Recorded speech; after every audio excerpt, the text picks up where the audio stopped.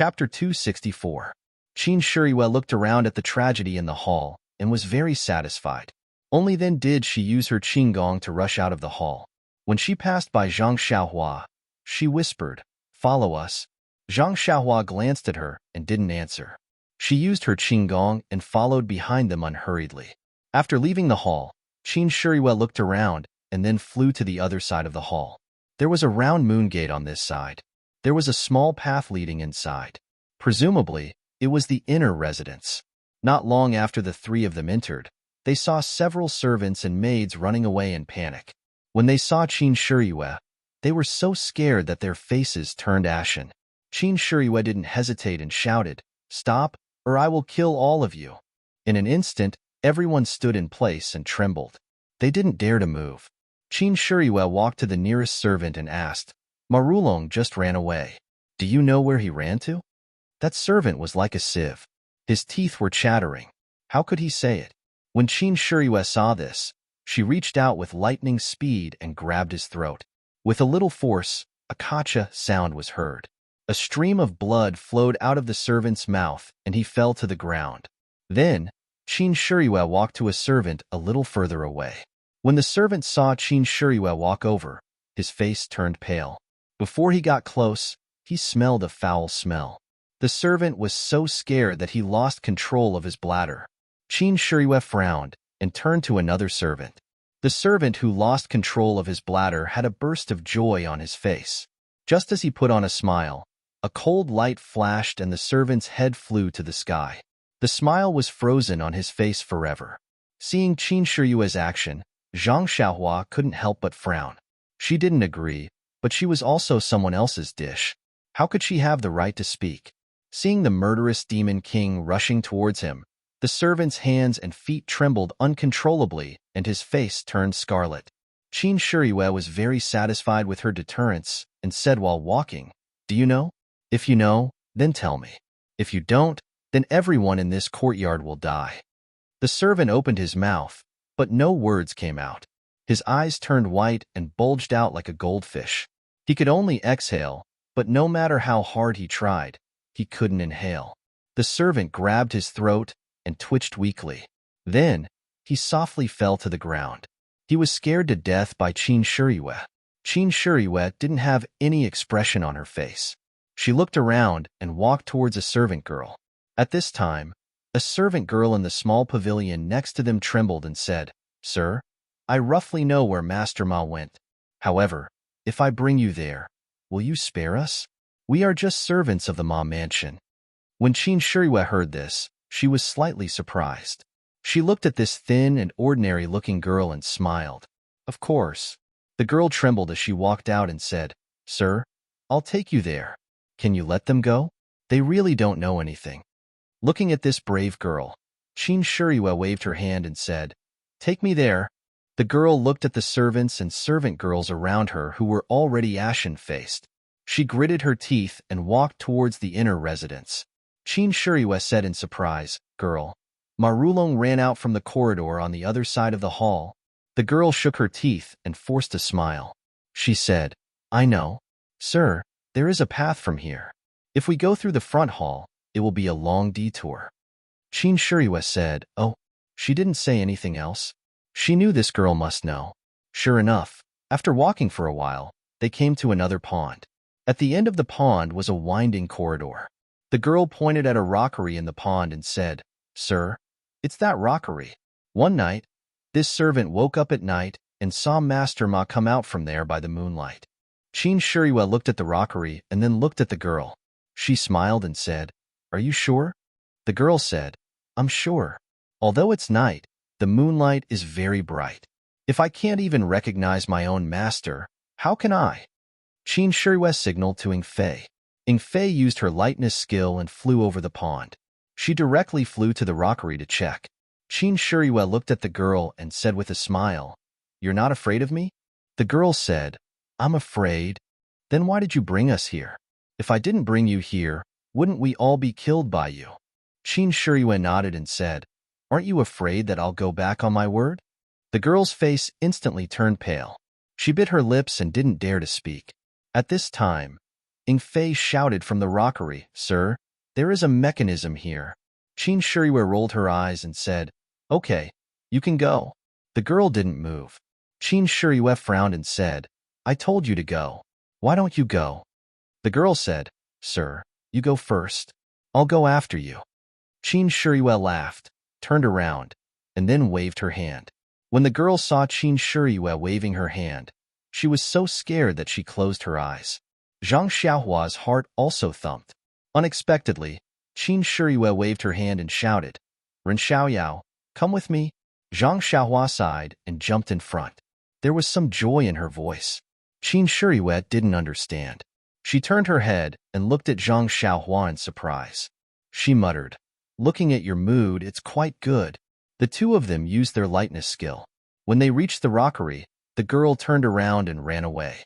Qin Shiriyue looked back and twirled her short beard with 2 fingers. She was thinking.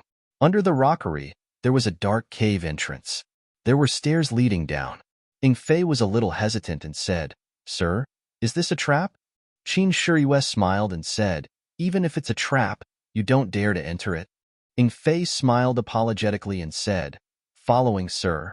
I dare to climb a mountain of swords and go into a sea of fire." Qin Shiriyue said, "Don't flatter me. Lead the way." Fei looked at Zhang Xiaohua and said, "Sir, I think it's better to let this boy lead the way. Go down quickly." "What are you talking about? If he can lead the way, why would I bring them so far?" "Yes, yes." Fei didn't dare to refute. He led the way down the stairs. The secret passage under the rockery was narrow and short. Not only Qin Shiriyue and Fei, but even Zhang Xiaohua had to bend down. Moreover, the secret passage was dark and damp. From time to time, there would be water dripping down. They must be walking under the pond. Fei was in front. He held a torch in one hand and a sword in the other. He was very careful. After a long time, the secret passage gradually became wider and drier. They didn't see any traps. After a while, the secret passage went up. They must have reached the end. The 3 of them relaxed.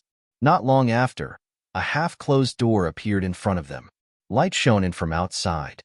Fei put away the torch and said with a smile, "Sir, that Ma Rulong left in such a hurry that he didn't even close the door properly." After that, he pushed the door and was about to go out. At this moment, 3 arrows were shot from outside the door. The target was Fei, who was pushing the door open. Fei was pushing the door open. He didn't expect that there would be traps on the half-closed door.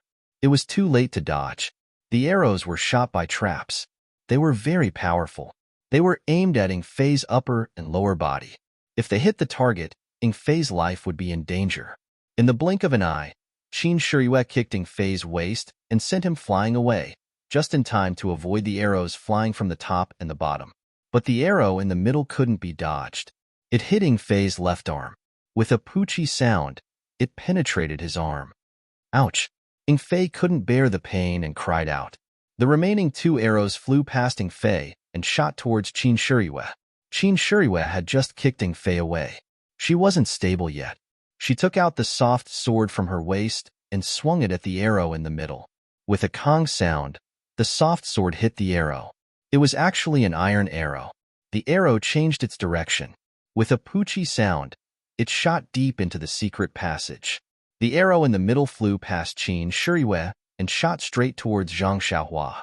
At this time, Qin Shiriyue wanted to stop it, but it was too late. With another poochie sound, the iron arrow shot into the secret passage again. When Qin Shiriyue looked back, she saw Zhang Xiaohua standing aside calmly and motionlessly. Qin Shiriyue thought that Zhang Xiaohua was scared. She ignored him and walked quickly towards Fei. In fact, he didn't know that when he stepped into the secret passage, Zhang Xiaohua had released his divine sense. Although it was dark, he knew what was going on in front of him. Even at the moment when the iron arrow was shot, Zhang Xiaohua already knew that the iron arrow in the dark was a great threat to Qin Shiriyue and Fei. But after all, it was flying in the range of Zhang Xiaohua's divine sense. At this time, the beauty of divine sense was revealed. Zhang Xiaohua had already known the trajectory of the iron arrow. When the 3rd iron arrow was close to him, he slightly used ethereal steps and let the iron arrow shoot past his leg. His performance was as steady as Mount Tai, which scared Qin Shiyue. On the other side, Ing Fei was already sitting on the ground in pain. Qin Shiyue looked at his arm. The place where the iron arrow went through was already bleeding. The arrow was poisonous.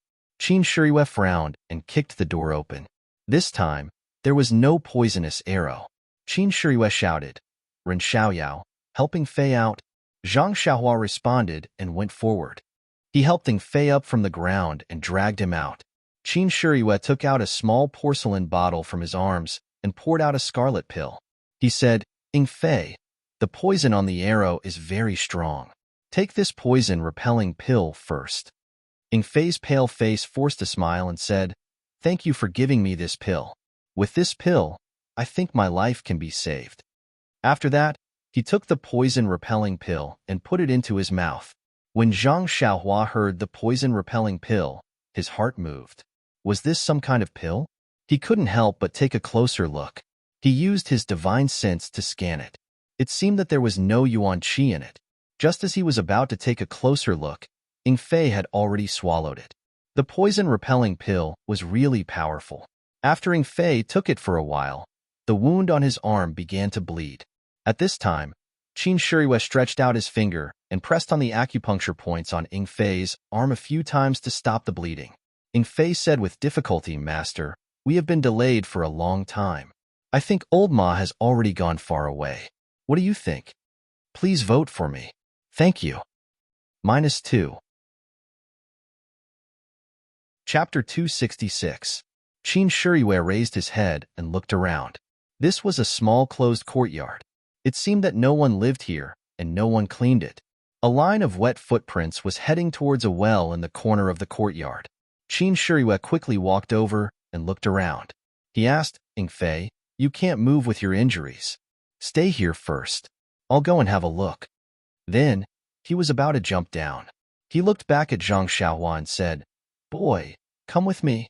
Zhang Xiaohua had no choice but to go to the well. He looked down and found that it was a dry well. Qin Shiyue warned Zhang Xiaohua, "Ren Xiaoyao, don't have any bad ideas. Your martial arts are not worth mentioning in front of me. I can cut off your head at any time." Zhang Xiaohua nodded.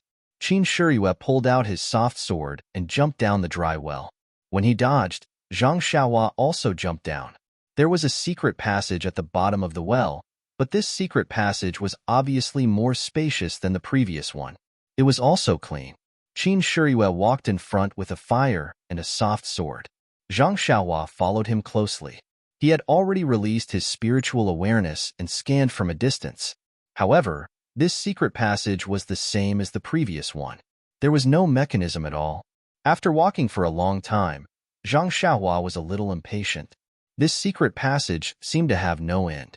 Just as he was thinking, his spiritual awareness suddenly felt the exit. When he looked up, there was finally light in front of him. The exit of this secret passage was not blocked by a door. Zhang Xiaohua scanned it with his spiritual awareness and found nothing unusual. Qin Shiyue carefully observed for a long time before he walked out. The exit of the secret passage was at the foot of a small mountain. The exit was blocked by waist-high grass. It was impossible to find it without looking carefully. In front of the exit was a dense forest. In the distance of the dense forest was also a mountain. Qin Shiyue first looked carefully in front of the exit, then closed his eyes and frowned. He did not know what to do. Suddenly, his brows relaxed and he said to Zhang Xiaohua, "Follow me. If you can follow me, I won't seal your acupoints at night." Zhang Xiaohua's face lit up and she quickly nodded. The taste of being tortured to extort a confession was really not good. When Qin Shiyue saw this, she didn't say anything. She used her qinggong to jump up a big tree. Then, she started to chase in the direction of the big mountain. Zhang Xiaohua also quickly flashed to catch up with her. Her left hand also quietly took out a small primeval stone from her bosom. She walked while absorbing it to replenish her real qi. That Qin Shiyue's qinggong was really high. In the blink of an eye, she was already far away. Zhang Xiaohua did not dare to be negligent. She used all her strength and true qi to barely keep up and not be left too far behind. Running all the way, if not for the fact that Zhang Xiaohua felt that she had been locked on by Qin Shiyue from time to time, she almost wanted to change direction.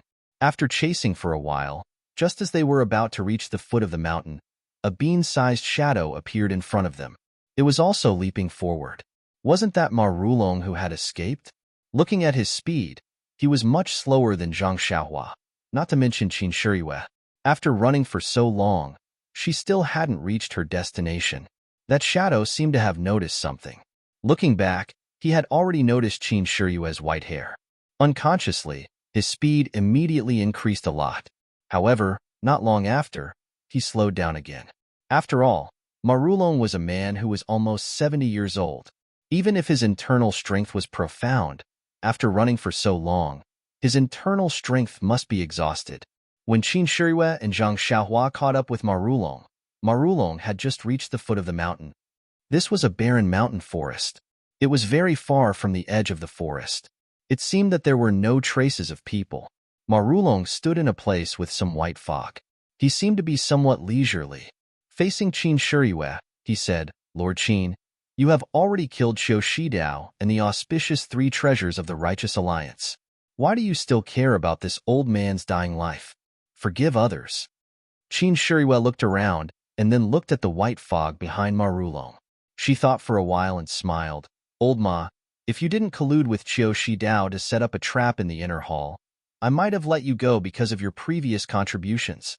I would have destroyed your martial arts and let you live a peaceful life. Presumably, when you set up the trap, you didn't think of your current ending." Zhang Xiaohua looked from afar and didn't go up. He had already seen the white fog behind Ma Rulong. When he used his spiritual mind to scan it, he found that there was a fluctuation of primordial qi inside. If it was a normal white fog, it would have been blown away by the mountain wind and drifted in the air. However, this faint white fog could condense and not disperse. There must be something strange about it. Suddenly, Zhang Xiaohua remembered that when he was in the Misty School, he heard people whispering secretly. In the forbidden area of the Misty School, there was a white fog that could devour the disciples. Could it be that the white fog that couldn't be dispersed by the mountain wind was the same as the white fog in the Misty School? Thinking of this, Zhang Xiaohua, who was not close to the white fog, stepped back a few more steps. Ma Rulong looked at Qin Shiyue and heaved a long sigh. "Man proposes, God disposes. Shidao and I have already arranged a trap. It's only because you arrived early and didn't complete it. Moreover, Shidao is still young. He actually had a conflict with you on the road, which made you suspicious.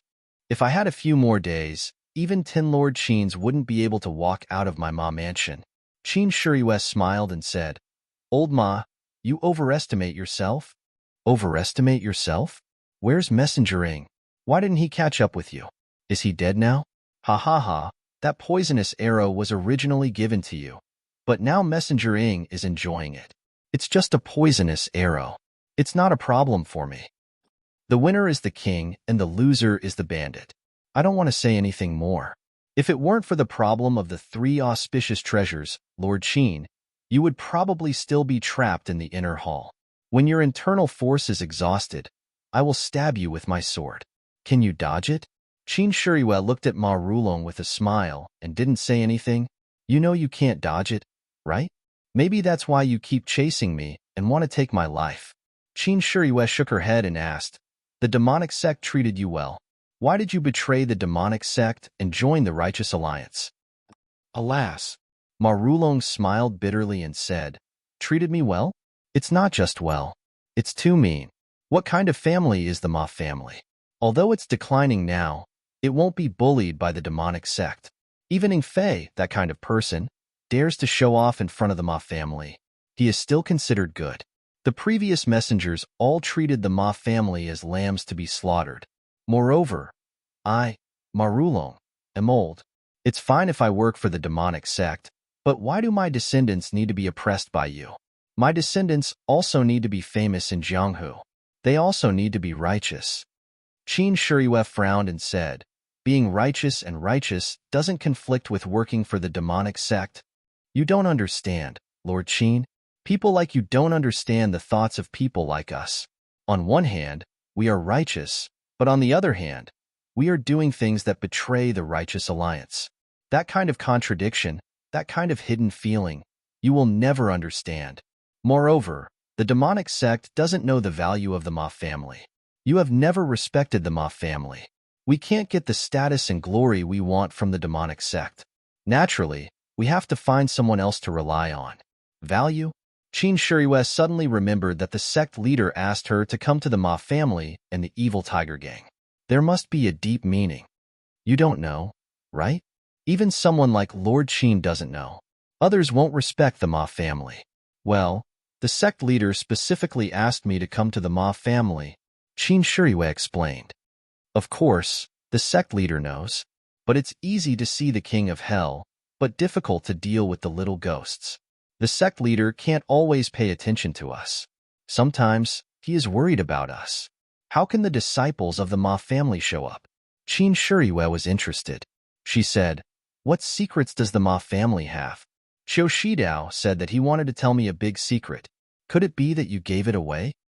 Did he tell you? Ma Rulong was a bit nervous. No, I didn't wait for him to tell me. I killed him. Good job.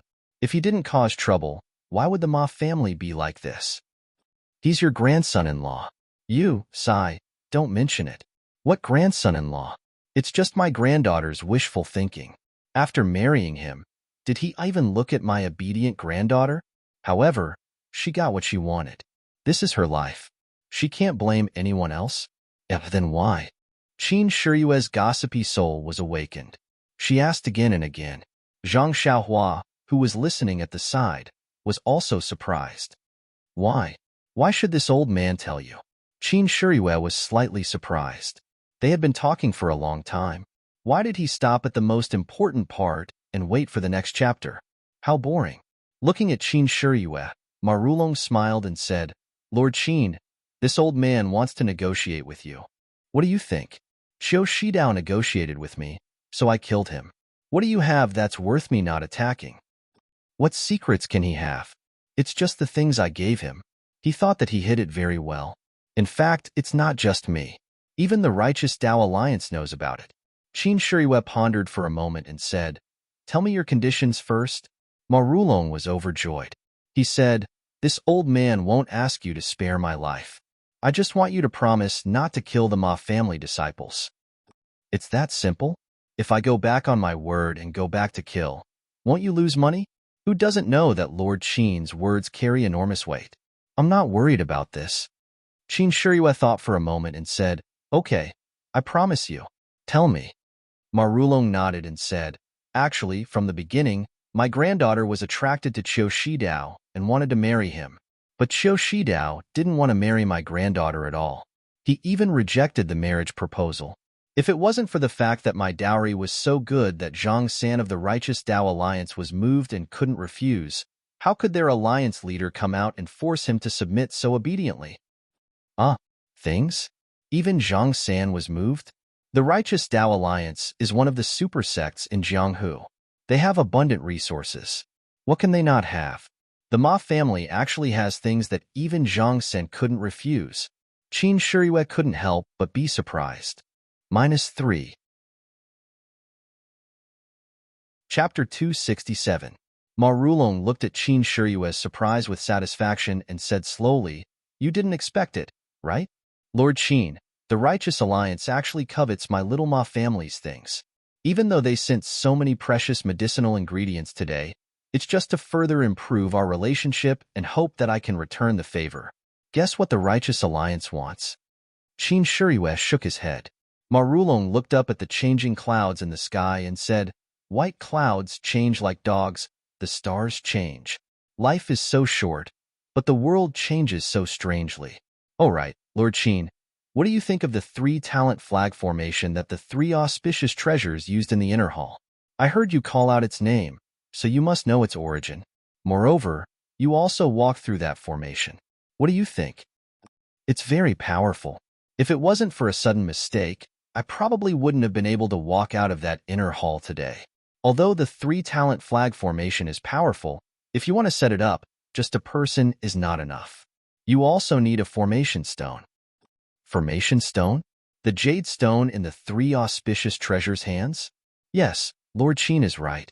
That jade stone is the foundation of the 3-talent flag formation. If it wasn't for the formation stone, You also saw that the 3 flags were useless. If the formation stone in Air Bao's hands didn't run out of energy, you also wouldn't have been able to charge out. I understand.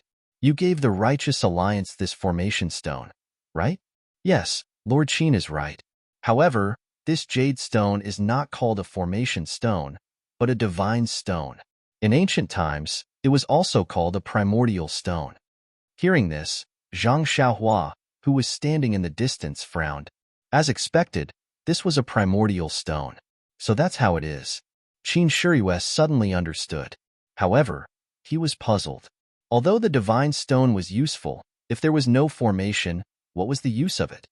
Old Ma, while your divine stone is indeed precious, if they are to spare no effort to rope you in merely for the sake of the 3-talent flag formation, this righteous alliance is truly too petty. Haha, Lord Qin, this old man thought you knew. Turns out you don't know anything. What do you mean? Let this old man ask you. Did your teacher tell you about this 3-talent flag formation? Well, that's not it. It's something that martial uncles casually mentioned when they were chatting. Yes, I understand. How about this? I'll tell you some of the secrets of the Jianghu. I don't ask for anything in return, but the same old conditions. However, I'll ask you to swear that you'll never lay a hand on the disciples of the Ma family. What do you think? Old man Ma, you've really thought it through. With this oath, wouldn't I always have to avoid your Ma clan's disciples? Lord Qin, this is a misunderstanding. I wouldn't dare to do such a thing. I only hope that the bloodline of the Ma family can be preserved. How about this? I guarantee that from today onwards, if the Ma clan disciples don't take the initiative to offend me, I won't take the initiative to make a move against them as well. If they go against these words, then let the poison dragon corrode their bodies and die a horrible death. This oath was considered an extremely vicious one among the Garuda lineage.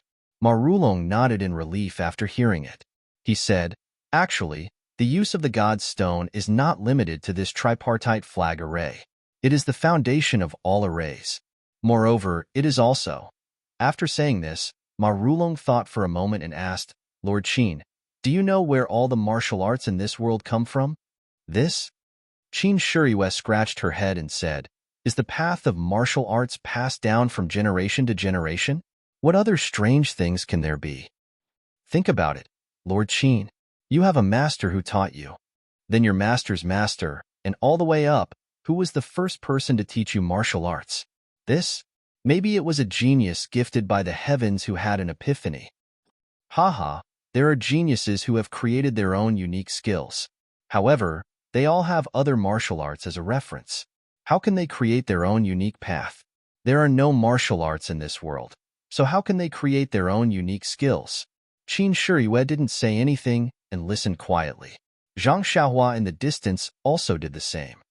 In fact, long before martial arts, there was the path of immortality, which is the path of cultivation. The stories of immortals now are all descriptions of the deeds of immortals in the past. Although they are a little exaggerated, they are all true. Immortal cultivators can split mountains and rivers, call the wind and summon the rain with their own strength. They can even live forever. They are really carefree. Live forever? Then why can't we see any immortals now? Qin Shiyue couldn't help but ask. Lord Qin, listen to me first. The cultivation of the path of immortality is different from that of martial arts. They pay attention to refining the chi of heaven and earth. The God's Stone, which used to be the primordial stone, is the foundation of their cultivation. It is even the silver they use. Then, Ma Rulong, like an elder teaching a professor, talked about the rise and fall of the path of immortality, the changes before and after the immortal cultivation, and the evolution of Jianghu. Not only was Qin Shiyue intoxicated, but Zhang Xiaohua was also shocked. The path of immortality this old man was talking about, wasn't it her? No wonder the Carefree Heart Sutra that she cultivated was different from the internal strength cultivation method that her second brother had told her. Even the formation of internal strength was different. It turned out that it was a different cultivation method. Ma Rulong continued, Lord Qin, don't think that the Heavenly Tao Union is a super sect in Jianghu. After all, it is not an ancient sect. Their foundation is not comparable to the incense cult, the Dalan Temple, or the Misty School. Our Ma family was only a small branch of an immortal cultivation sect in ancient times. Even so, the righteous Dao Union can't be compared to us. If not for this, how could I have attracted their hearts by taking out a few god's stones? Looking at Qin Shiyue's dumbfounded expression, Ma Rulong's mouth was filled with ridicule as he said, Lord Sakura of the divine sect must know these secrets and have some understanding of our Ma family. That's why he favored us so much. However, you ordinary people have repeatedly bullied our Ma family and forced us to have no way out. I can't stand it. Qin Shiyue smiled helplessly and said, Old Ma, what's the use of saying this now? Ma Rulong nodded and said, Yes, there's no turning back. It's useless to say more.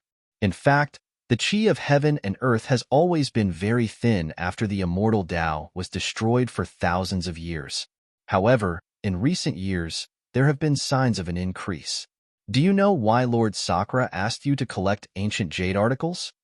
Qin Shiyue shook her head again and said angrily in her heart, This old man always keeps me in suspense. If you want to say it, just say it. Why do you keep asking me? I've been shaking my head more than I did in a year.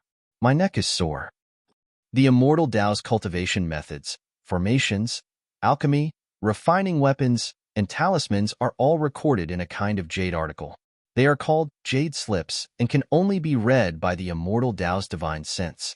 There must be a lot of these in your divine sect. However, there are even more in Jianghu. Lord Sakura must have felt the change in the qi of heaven and earth and made a plan to deal with it. Oh right, there's another possibility. It's a magic weapon of the immortal Tao. Magic weapon? Qin Shiyue was stunned again and asked, Is it the wooden fish that the Dalan Temple's monks knocked?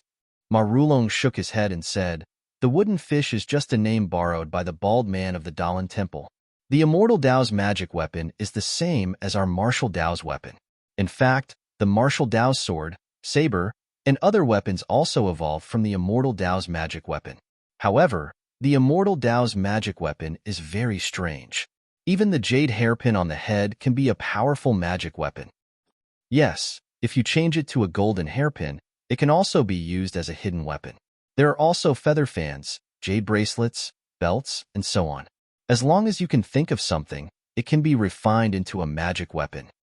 Jade bracelets? Zhang Xiaohua heard and her eyes lit up. Didn't she have a pair of jade bracelets in her purse? Could it be that they were magic weapons? No wonder there was a fluctuation of qi of heaven and earth inside. It was not for looking at, but to play with. But how should she play with the jade bracelets? Zhang Xiaohua could not help but listen attentively. Hearing this, Qin Shiyue was also confused. She asked, Old Ma, don't deceive me. What kind of magic weapon can this feather fan be made into? Could it be that there is also a mechanism in the fan? Ma Rulong said, As for how to use it, this old man does not know. I only know that these magic weapons are activated with a certain incantation and are driven by one's own qi. I see. But you just said that the immortal Tao and martial Tao's cultivation methods are different. The martial Tao's internal force has long changed. How can it be used to drive these magic weapons? Haha, the 3-talent flag gate array is different. It is an array item. How can it be driven by the 3 auspicious treasures? There is no lack of talented and intelligent people in our Wuling. As early as when the immortal Tao was destroyed, many people were studying the inheritance of the immortal Tao. There were also many people who came up with opportunistic methods. The flag array borrowed the power of the God Stone instead of one's own qi. Perhaps there were already people who could use the God Stone to drive the so-called magic weapons. Then, wouldn't they be invincible? Qin Shiyue was shocked. Ma Rulong smiled wryly. If so, would my Ma family still be bullied? The God Stone in this world was used up long ago when the immortal Tao was destroyed. Where would there be any left?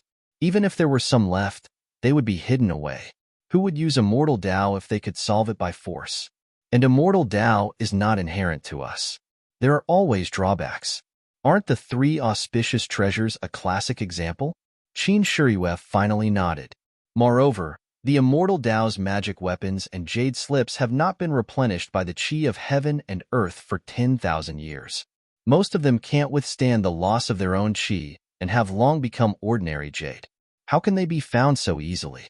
Even if they were found, they might not be able to be used. Some might be hidden in mysterious places protected by the immortal Tao's restrictions.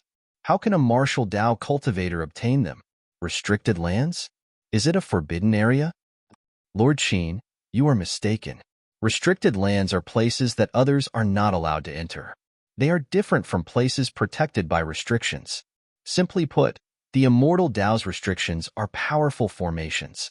Presumably, the divine sect also has its own restricted lands. Perhaps they are protected by restrictions.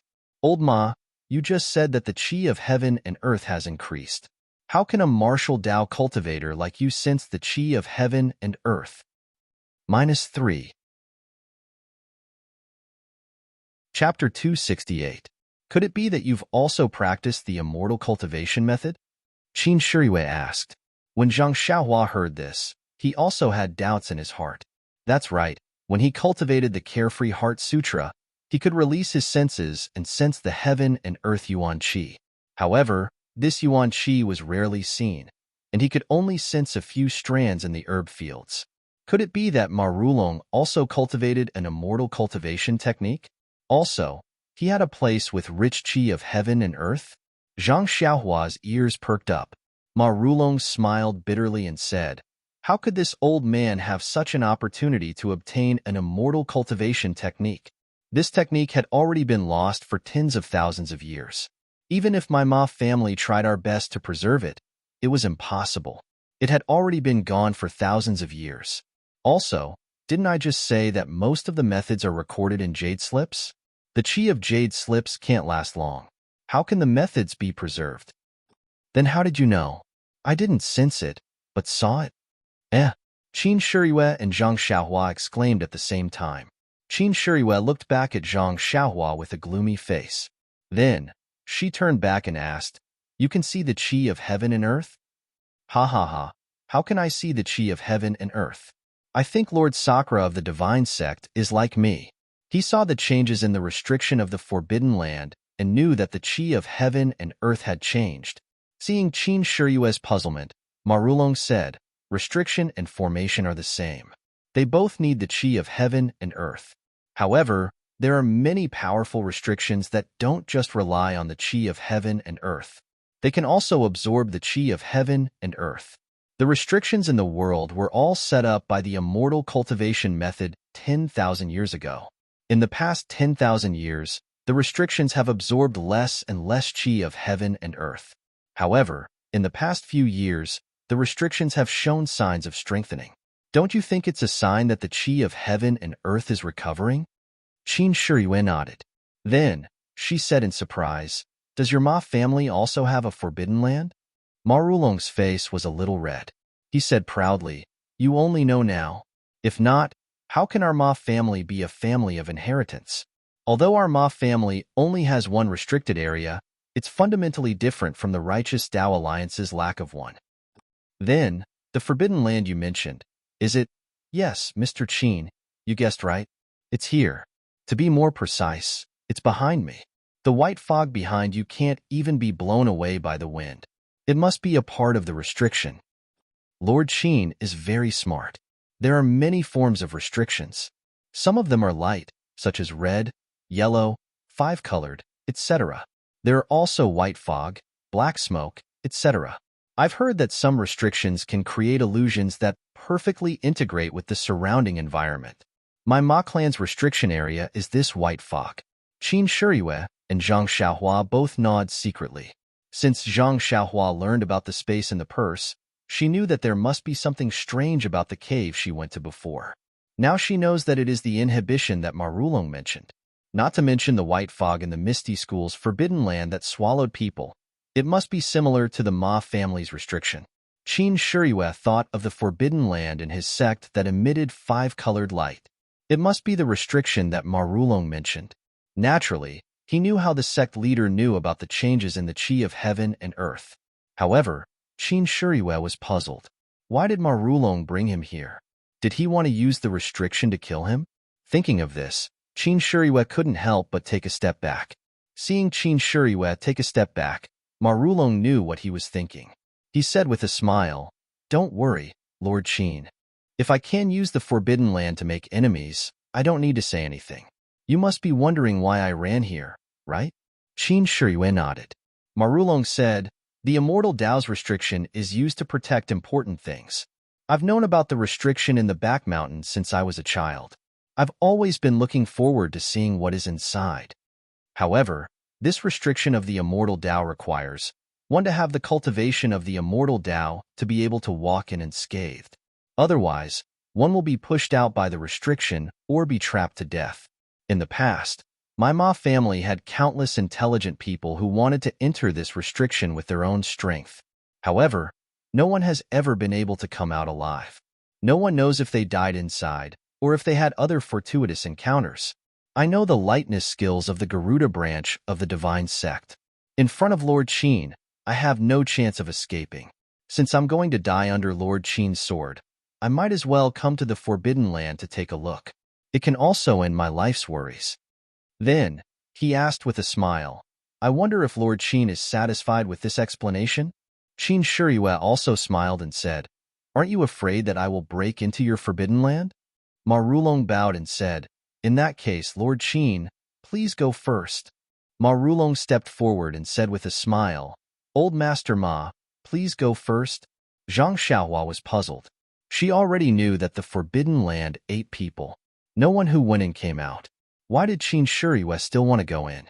Marulong saw Qin Shiyue step forward, and his expression changed slightly. He stepped back and said, no need to be polite, Lord Qin. If that's the case, I'll go first and wait for you inside. Then, he was about to step back. Qin Shiyue smiled and said, then I'll send you on your way. As he spoke, he pulled out his soft sword from his waist and swept it across. Marulong saw his arm move, so he immediately stepped back with the tip of his foot. Seeing that his body was about to disappear into the white fog, how could Qin Shiyue let him go? He took a big stride forward, and his soft sword slid into the white fog. There was a scream in the white fog, and immediately there was no sound. Qin Shiyue took back his soft sword. Looking at the blood dripping from the soft sword, he was not sure whether it was fatal or not. But looking at the strange white fog in front of him, Qin Shiyue didn't want to go in and take a look.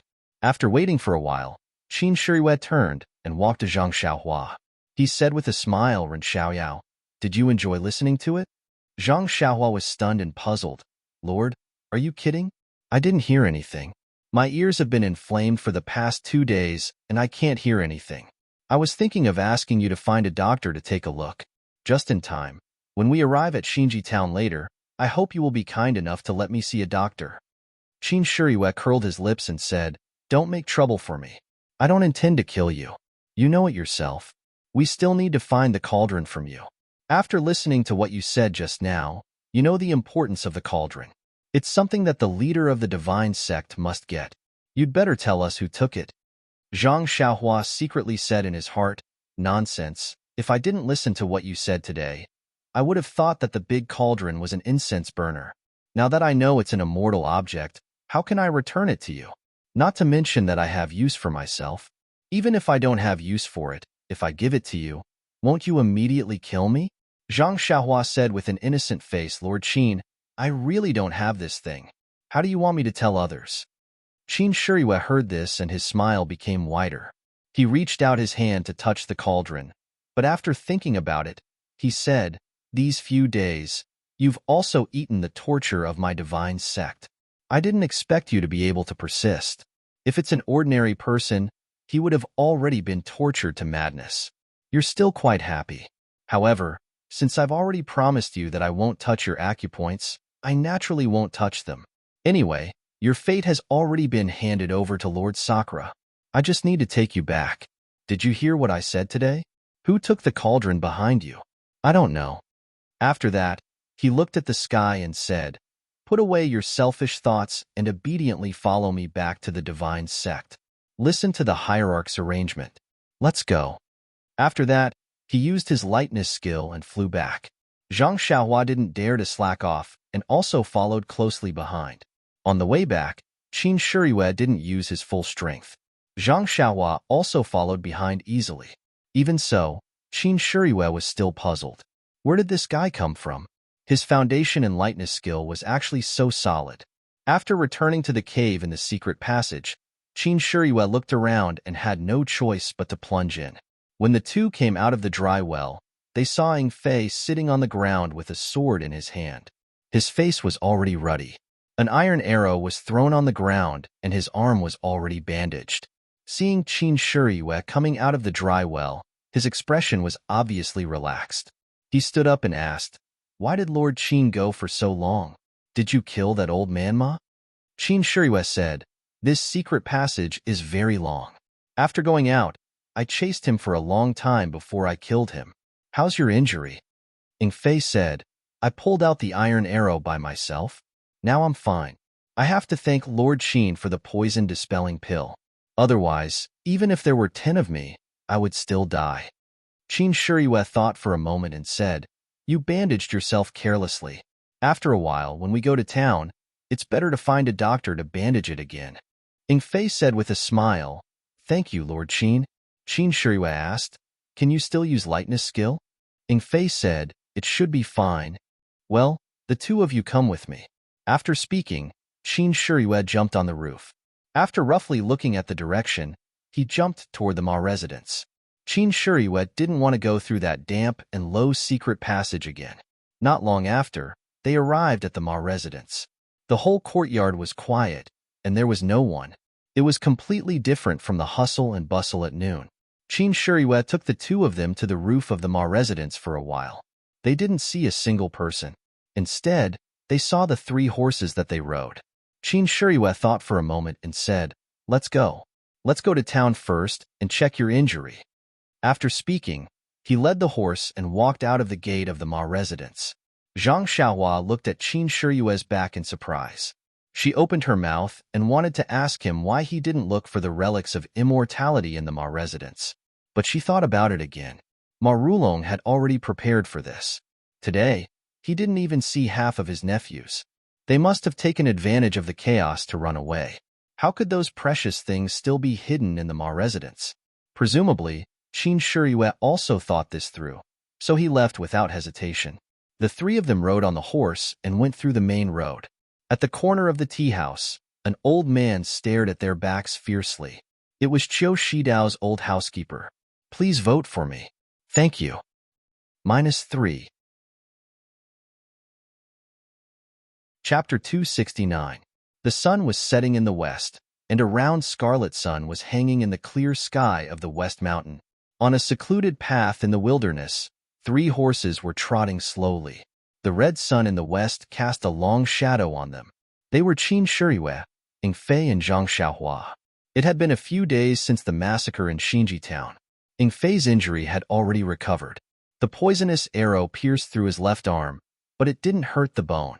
The arrow poison was cleaned up in time, but it was thoroughly cleaned by the town's doctor. The medicine used was also from the Dragon God sect. How could there be no improvement? Zhang Xiaohua was still weak, and he followed the 2 people absent-mindedly. In these days, he had completely abandoned the idea of using lightness skill to escape. Qin Shiyue's decisiveness in killing left a deep impression on him. Before he had full confidence, he would not repeatedly challenge Qin Shiyue's bottom line. Although Qin Shiyue had said that he would take him back to the sect leader in one piece, who knew if he would change his mind? It was better to just practice martial arts. Since Zhang Xiaohua knew the reason for the disappearance of immortality and the rise of martial arts in the Ma family, and also knew the difference between immortality and martial arts, he knew that he was lucky. He accidentally walked on the road of immortality, which no one had walked on for thousands of years. Moreover, after seeing the power of immortality's tactical formation, he was more confident in himself. As long as he had time, he would comprehend the earth-escaping skill. He believed that as long as he could learn the earth-escaping skill, he would be able to escape from Qin Shiyue's evil hands. Zhang Xiaohua also knew that the tripod furnace he took from Shitsue Mountain should be the furnace used for immortality's alchemy. It was something that the sect leader of the Dragon God sect wanted. As for how to use the furnace, he really didn't have time to look at it. Not to mention that there was a lot of content in the elementary alchemy technique, and now he didn't have time to comprehend it. If he took out the furnace, he might alarm Qin Shiyue. It was better to avoid trouble. Why should he be anxious now? Moreover, he felt that it was incredible that using elixirs could improve his power. How could a small elixir improve his cultivation so much? Could it double the chi of heaven and earth in his body? That was simply impossible.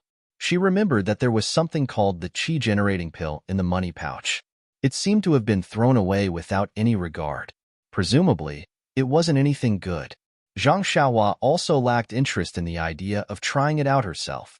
Also, after seeing the power of the immortal Tao formation, Zhang Xiaohua really wanted to make some kind of formation to trap Qin Shiyue and Ying Fei. However, she didn't have any formation flags or incantations. She only had a shallow Jin Qi and a huge primordial stone. It was impossible to make it a reality, so she just threw it aside. From the beginning to the end, Ma Rulong didn't mention how to fight in Taoism.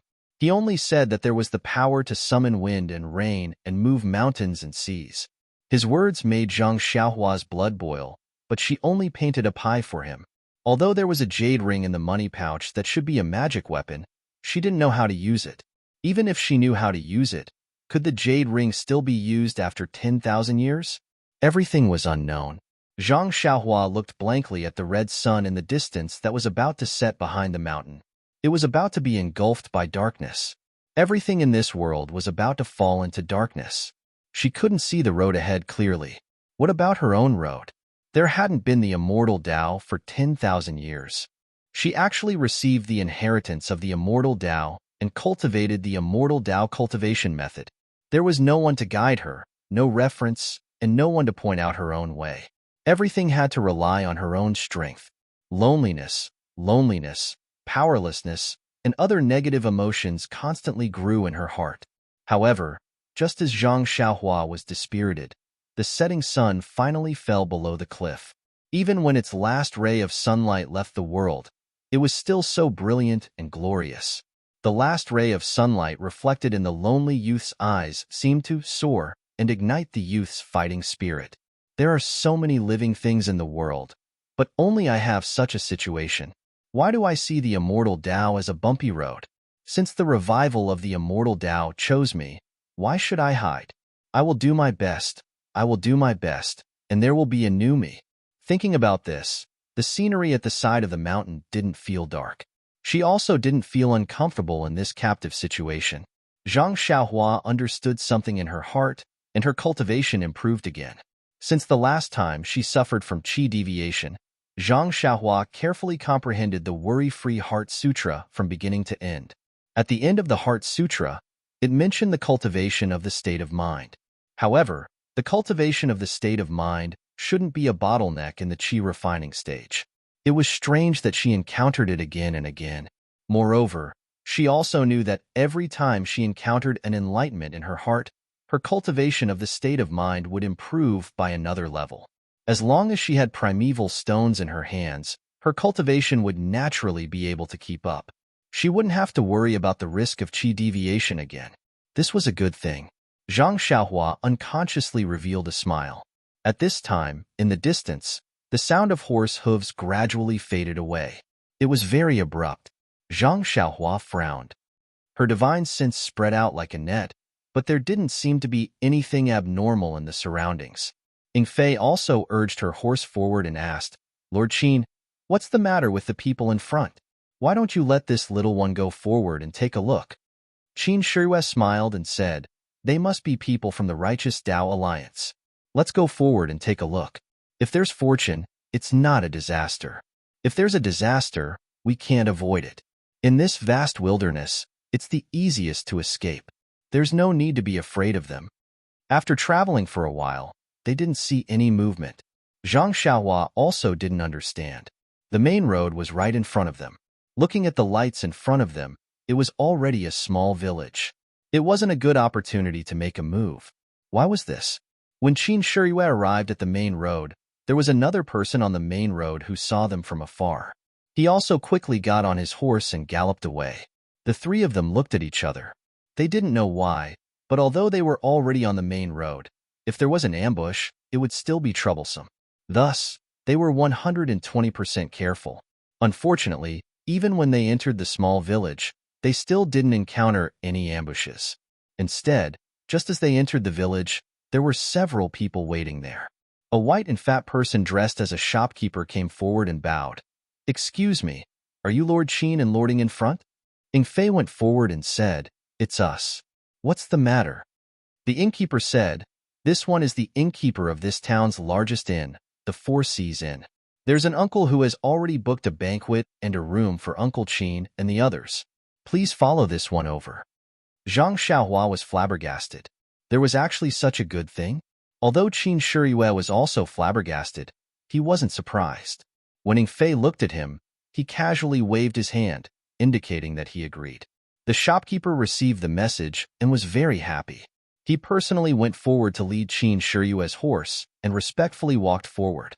Ing Fei and Zhang Xiaohua's horses were also led by other people. Zhang Xiaohua had never received this kind of treatment before and enjoyed it very much. As for what the shopkeeper was planning, he didn't care. He was just a captive of the Tenryu sect. Even if there were any schemes and plots, it wouldn't be his turn to do it. Not long after, they came to a large inn. It was brightly lit, and there was no one eating in the hall. A few waiters were waiting at the door. When they saw the shopkeeper return, they quickly went to receive him. Qin Shiyue and the others dismounted and walked into the hall. There was a large table in the hall with some dried fruits on it. Qin Shiyue and the others sat down and the waiters immediately poured tea. Ing Fei reached into his clothes to take the tea leaves, but was stopped by Qin Shiyue with a look. Qin Shiyue picked up the teacup and carefully looked at it. He smelled it and tasted it. It was really good tea. There wasn't any poison in it, and this fragrant tea didn't seem like something that could be found in this town. Not long after the three sat down, they didn't need to order food. The delicacies were served like flowing water. They had been prepared long ago and were just waiting for the three to arrive. Looking at the table full of things that he had never seen or heard of before, Zhang Xiaohua was dumbfounded. Who was so generous? However, he had an urge to eat immediately. He raised his eyes and looked at Qin Shiyue who was cooking. Qin Shiyue also frowned. Qin Shiyue wasn't surprised by the rarity of these things. He was a famous person in the Tenryu sect. What good things had he not seen before? It was just that these things couldn't be found in this small town. Thinking about the fragrant tea just now, the reason was self-evident. It must have been prepared long ago from other places. Thinking of this, Qin Shiyue also let down his guard. If the Righteous Alliance wanted to harm him, why would they spend so much effort? They could just directly kill their way to his door.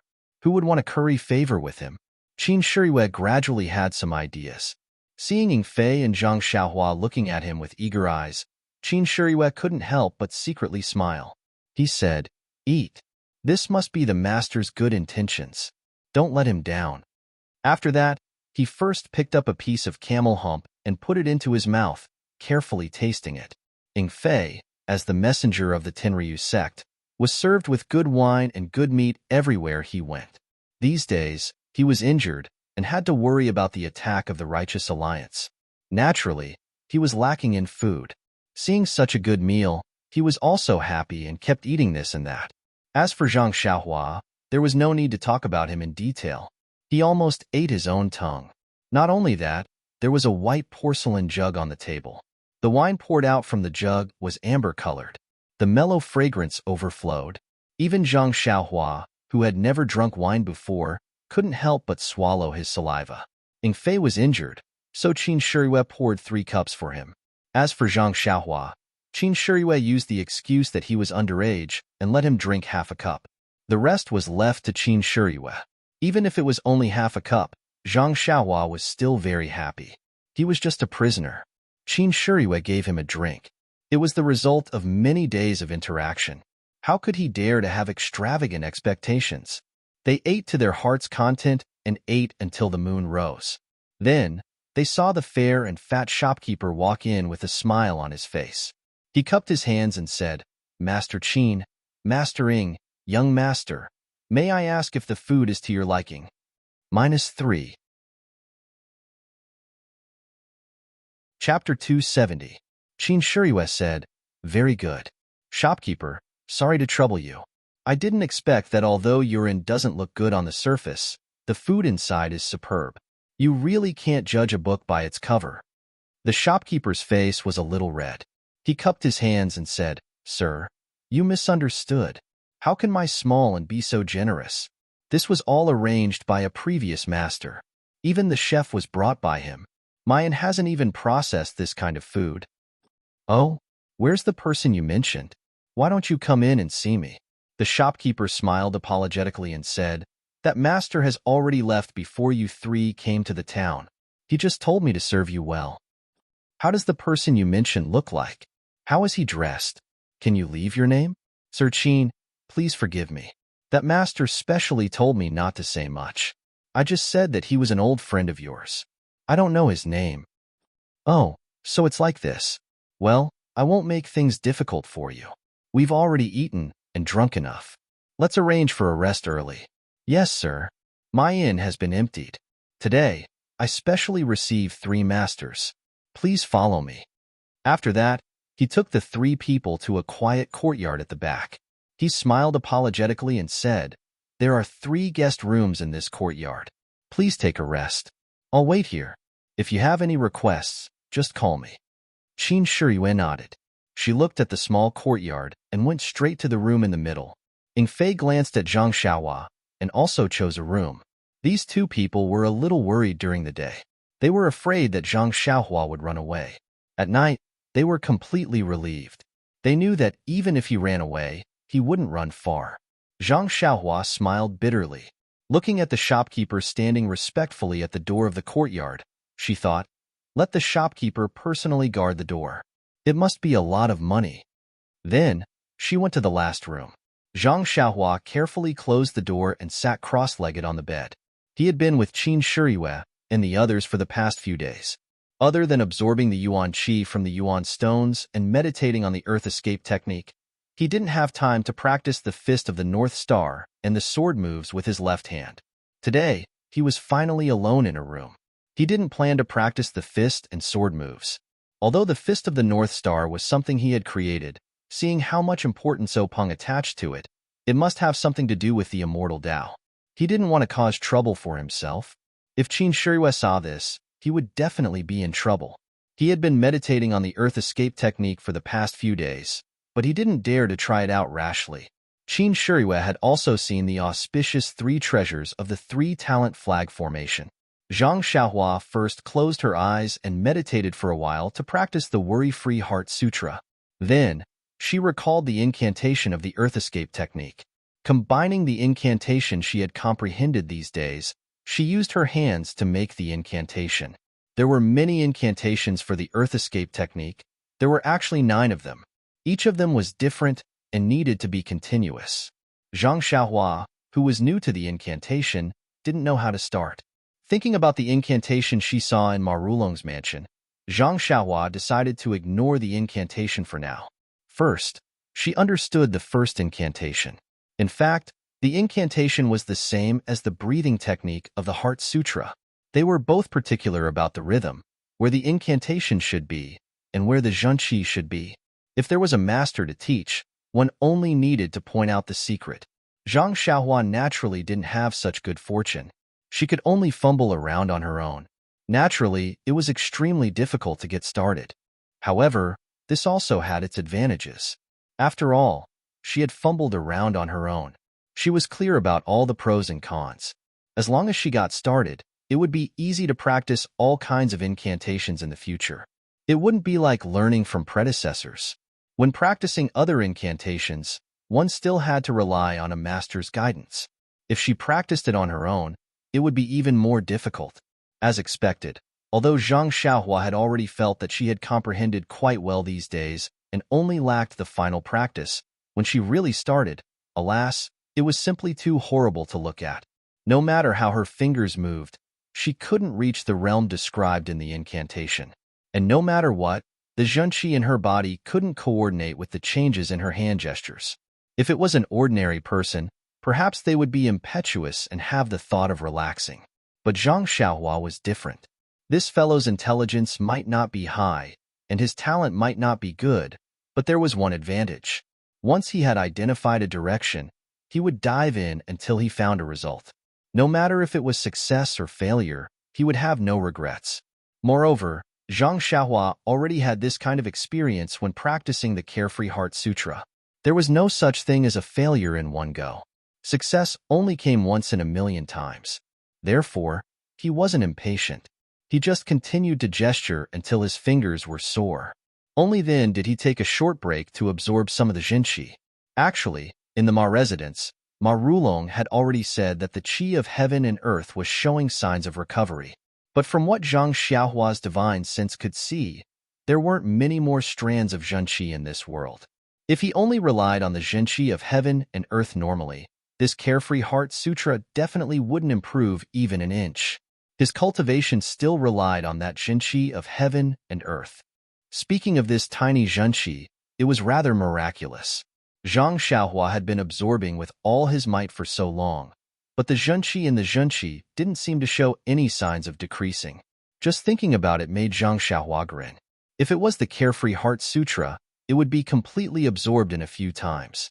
Although the Zhenqi in his money pouch was huge, it wouldn't be used for long. But now, this tiny Zhenqi had taken him so long. He wouldn't have to worry about his cultivation in the future. Of course, Zhang Xiaohua attributed this phenomenon to the fact that he had just entered the qi refinement realm, so the amount of Zhenqi he absorbed was still small. When he reached more than 10 layers in the future, it probably wouldn't be enough. But didn't O Peng, Ma Rulong, and that whatever Sakura say that the qi of heaven and earth was increasing? Perhaps at that time, he wouldn't need to use the Zhenqi anymore. After Zhang Xiaohua finished absorbing, he began to try again. He didn't know how many times he tried, but Zhang Xiaohua felt a little mischievous in his heart. There was a bit less anticipation in his heart, and he returned to his usual tranquil state of mind.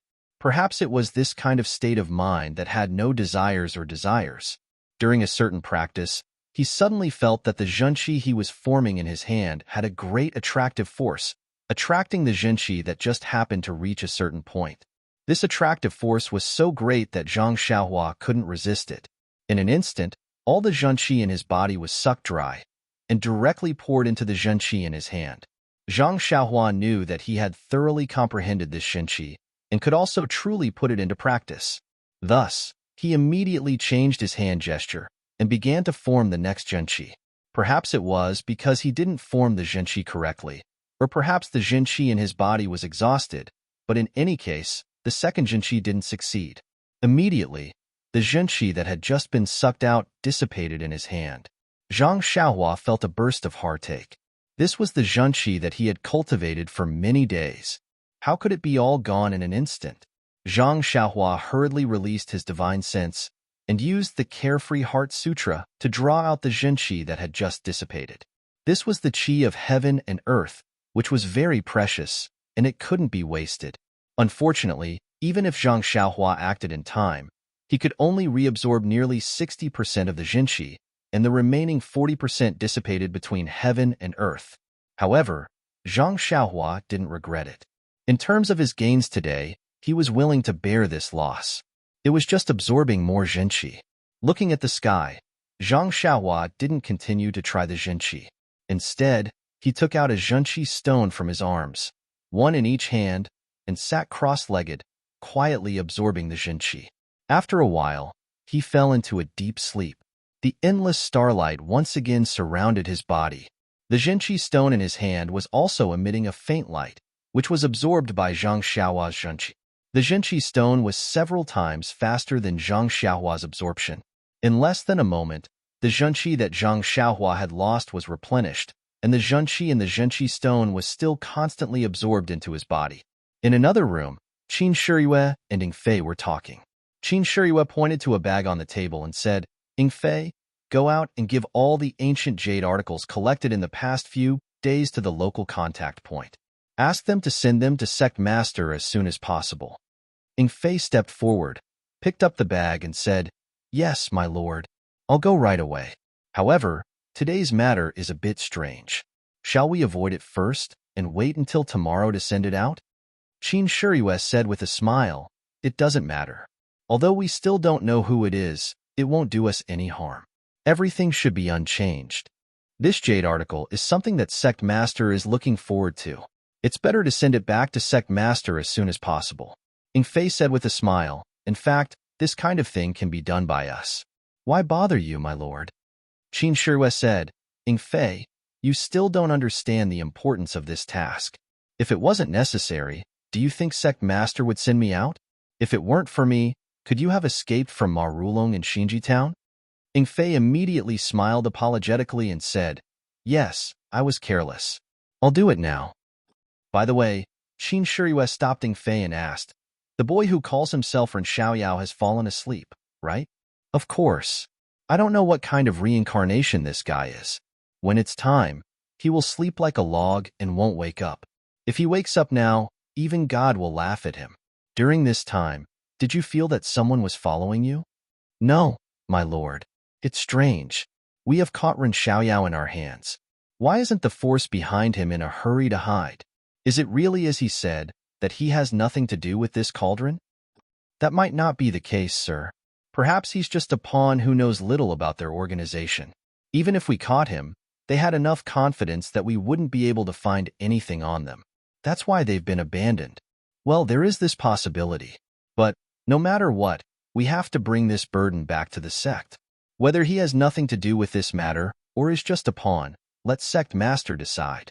Anyway, Sect Master will definitely blame us if we don't bring back the cauldron. I only hope that the other things we bring back can move Sect Master's heart. -3. Chapter 271. The next morning, the three of them got up and ate a sumptuous breakfast before getting up and continuing their journey. For the next 2 days, they didn't encounter any larger towns along the way, so they didn't receive any more hospitality. This was understandable since the host of the event didn't want them to know who they were, so they wouldn't get anyone to entertain them personally. They could only rely on the local inns or restaurants. If there wasn't even a slightly larger town, they wouldn't be able to do anything about it either. What Zhang Xiaohua did not understand was what was going on with the Righteous Alliance. The auspicious 3 treasures were killed, Qiu Shidao was killed, and the Ma family was also massacred. Presumably, this news had already spread throughout the entire Jianghu. The Righteous Alliance's face was shattered by Qin Shirue, so why didn't they think of getting back their face? If the Righteous Alliance could send a more powerful opponent to kill or injure Qin Shirue, then wouldn't he be able to fish in troubled waters? Ever since that night when he successfully practiced the Earth Escape technique in an inn in the 4 seas, the fire of escape in his heart was ignited again. However, there were as many as 9 Earth Escape techniques, and he had only just learned one. Moreover, just the first one had already drained all of his true qi. He didn't know if the later ones would also require the same amount of true qi. If that was the case, then he would have to cultivate 9 more true qi before he could use them. But if he waited until he cultivated enough Zhan qi, then he would have already been skinned alive by the Dragon God Sect's sect leader. That would be too late. In fact, it was not only Zhang Xiaohua who did not understand. Qin Shirue and Fei also did not understand. Ever since they killed the auspicious 3 treasures, they were constantly on guard against the Righteous Alliance's counterattack. But these few days were very ordinary. Other than that very abrupt reception, everything else was dull and boring. If the Righteous Alliance was very confident that they could take down the auspicious 3 treasures and did not leave a backup plan at that time, of course they would believe it. Even he himself felt a lingering fear for being able to escape from the 3 treasures flag formation. But this news had already been spread out for several days. Even if the Righteous Alliance's reaction was slow, their people should have already arrived. However, they had not encountered them yet. Could it be that they were going to make a big move? Thinking of this, Qin Shirue felt a little uneasy. However, she had already sent the news back to the sect. Her master and the sect leader had no reason to ignore it. She had to go. Fei rode his horse forward and said with a smile, "My lord, there is another town in front of us. I don't know if there will be any hospitality for us. I haven't been eating or drinking well these past few days. My mouth has been bland." Qin Shirue smiled and said, "Maybe. How far are we from the town?" "My lord, about 2 meals worth of time." "All right, let's hurry over and take a look." However, when they saw that the town was right in front of them, and they didn't see anyone who had inquired like last time, the 3 of them couldn't help but feel a little disappointed. However, when they rode into the town, they saw a few people standing by the roadside. One of them was a middle-aged man. When he saw Qin Shiyue's gray hair, he was very happy. He hurried forward and cupped his hands in greeting. "Excuse me, are you Uncle Qin and Uncle Ing?" The three of them thought at the same time. "All right, here it comes." Ing Fei stepped forward and said, "It's us. What can I do for you?" "I'm the shopkeeper of the Four Seas restaurant, the largest restaurant in the town. A few days ago, a master ordered a meal in the restaurant for you. I've been waiting here for 2 days. Please follow me and enjoy the meal." The Four Seas restaurant? It seems that the inn we stayed in a few days ago was also called the Four Seas restaurant. "Yes, my lord, my Four Seas restaurant is a chain business. There are branches in various places. They are all inns and restaurants. If you need it, please take care of it." "Well said, well said. Let's go." The shopkeeper and the others personally led the horses and took the three of them to a restaurant in the town. The restaurant was located in a lively area of the town. It was business time, but there were few people. Qin Shiyue couldn't help but frown. The shopkeeper saw this and hurriedly explained, "That master booked the whole restaurant to entertain Master Qin. I thought you came yesterday, so I didn't open yesterday. It's the same today, so it looks deserted. Usually, it's full of people. Our Four Seas restaurant's food is the best in this town. You'll know when you eat it." Qin Shiyue smiled and didn't say anything. This shopkeeper was quite good at deceiving people. If it was the same as last time, the ingredients were not prepared by this restaurant. However, since the shopkeeper was so attentive, she didn't need to expose him. Sure enough, when they entered the restaurant, they saw a big table in front of them. Tea and dried fruits were served just like last time. Not long after they sat down, wine and delicious food were served. However, the food this time was different from last time. There were many things that Zhang Xiaohua had never eaten before. This time, not only Zhang Xiaohua, even Ing Fei sighed in his heart. "Who is this person that I have never met before? I have to bear with his thoughts. It must be hard for him to bear such thoughts." Qin Shiyue looked at the food on the table thoughtfully. She waved her hand and said, "Let's eat."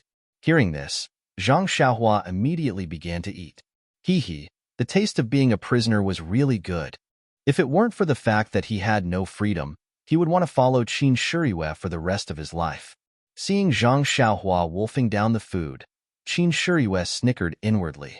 Why is this guy eating so unsightly? He doesn't seem to have any manners at all. Which faction is training their disciples?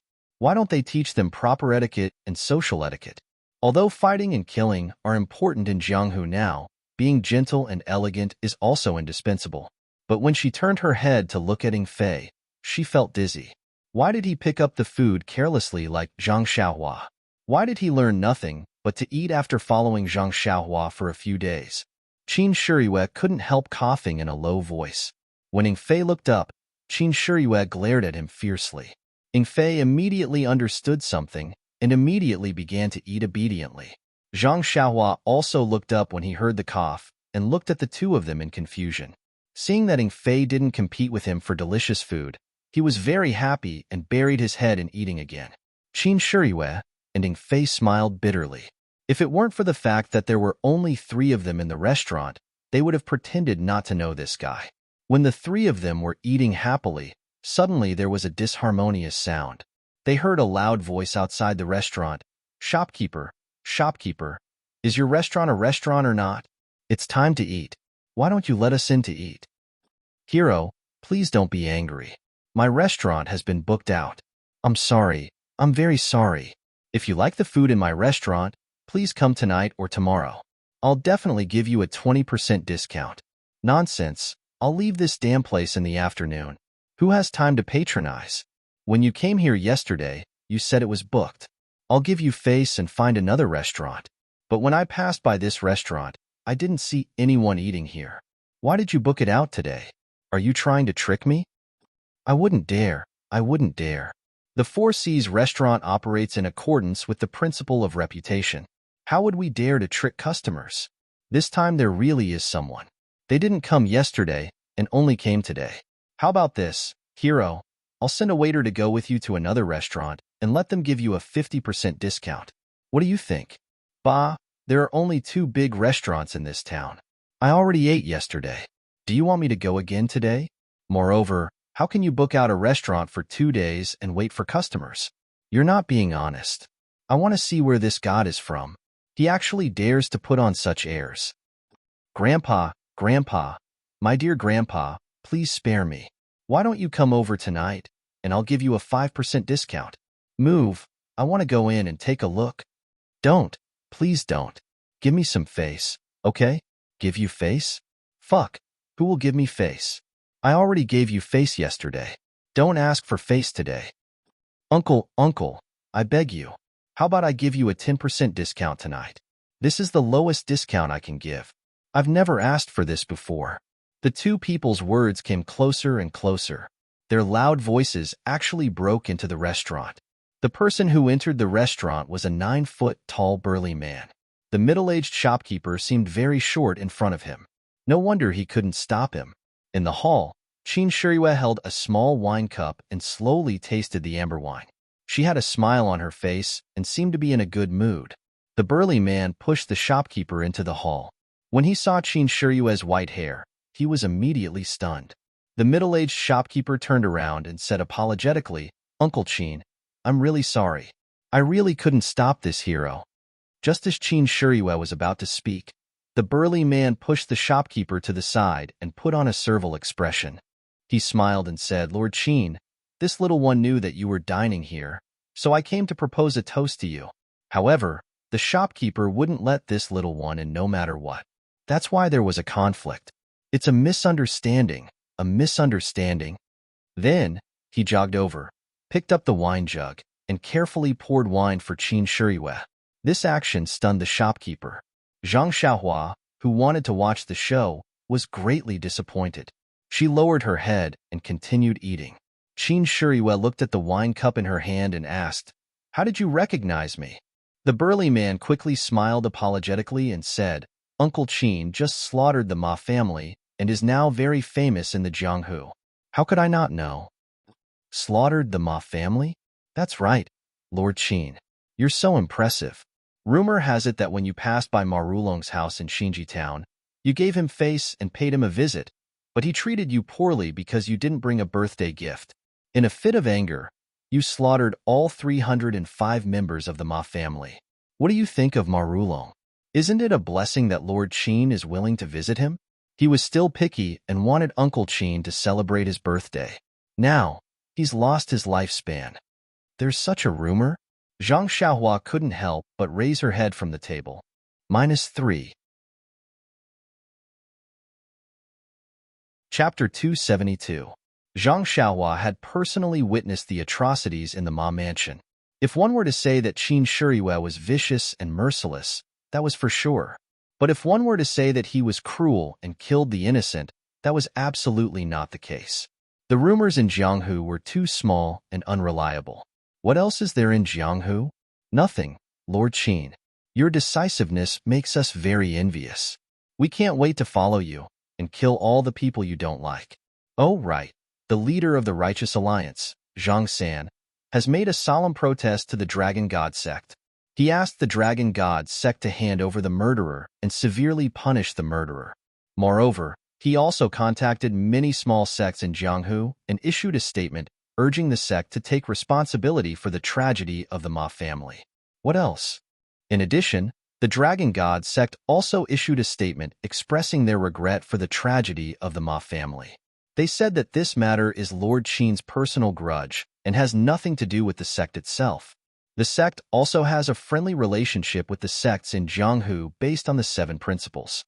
In addition, they expressed their deep condolences for the death of Qiu Shidao of the Righteous Alliance.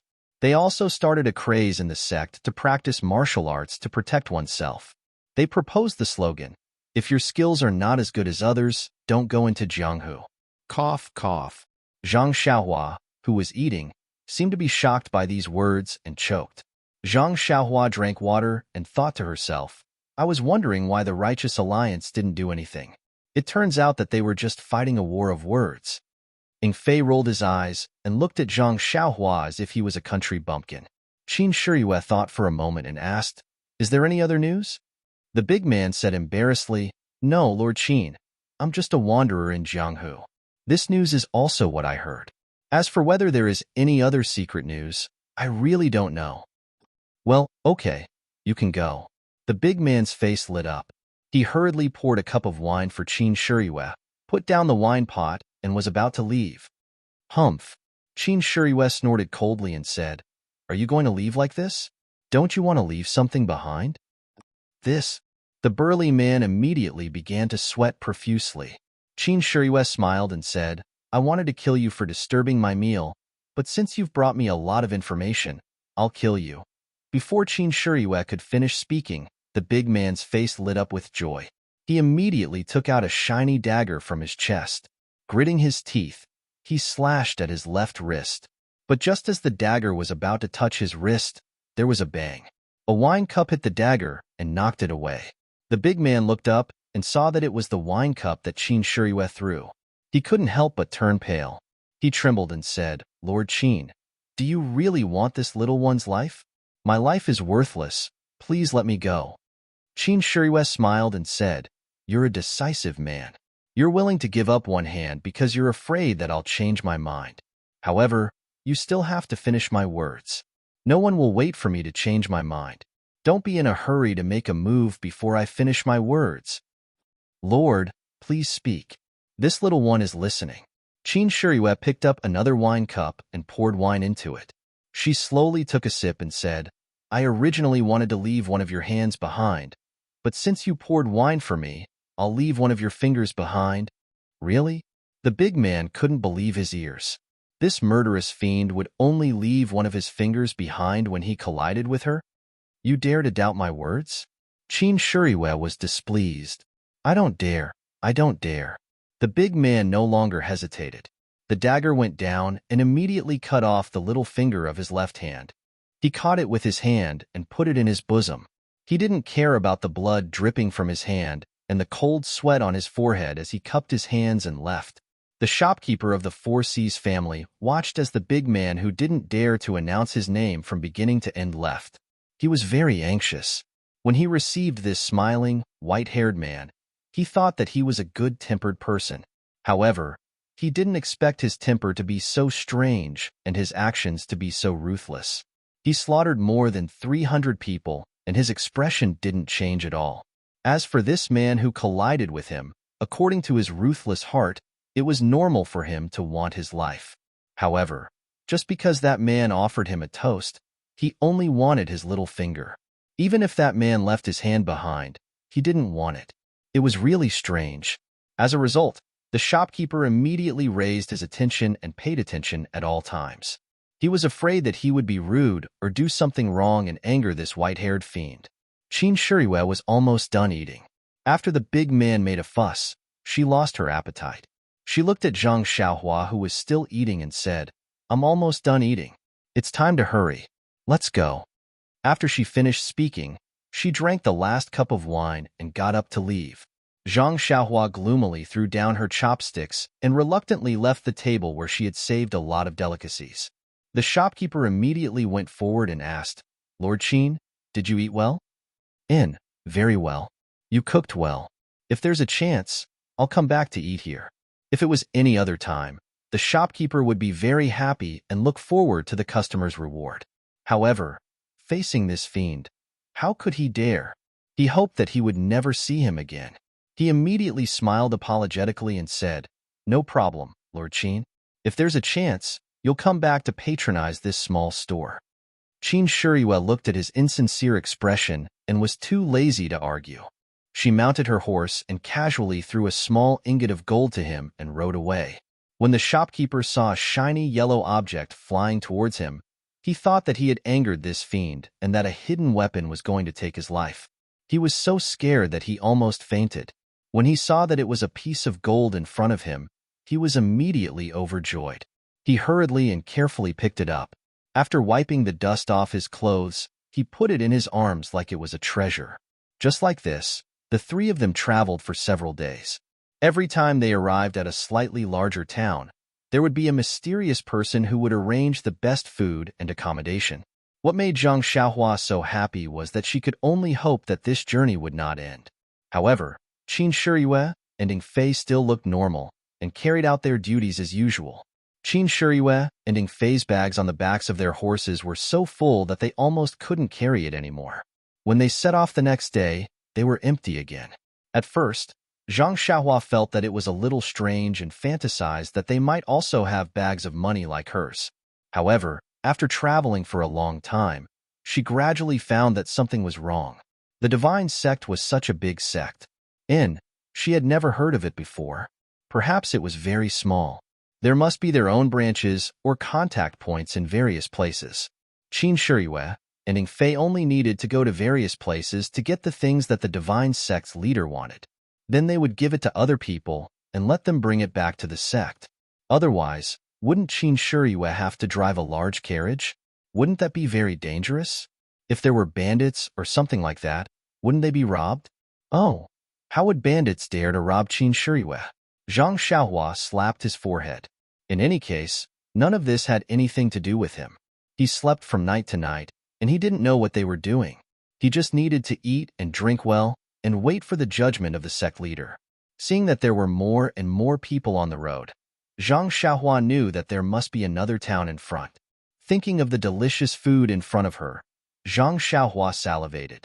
After a while, the road in front of them became wider and denser.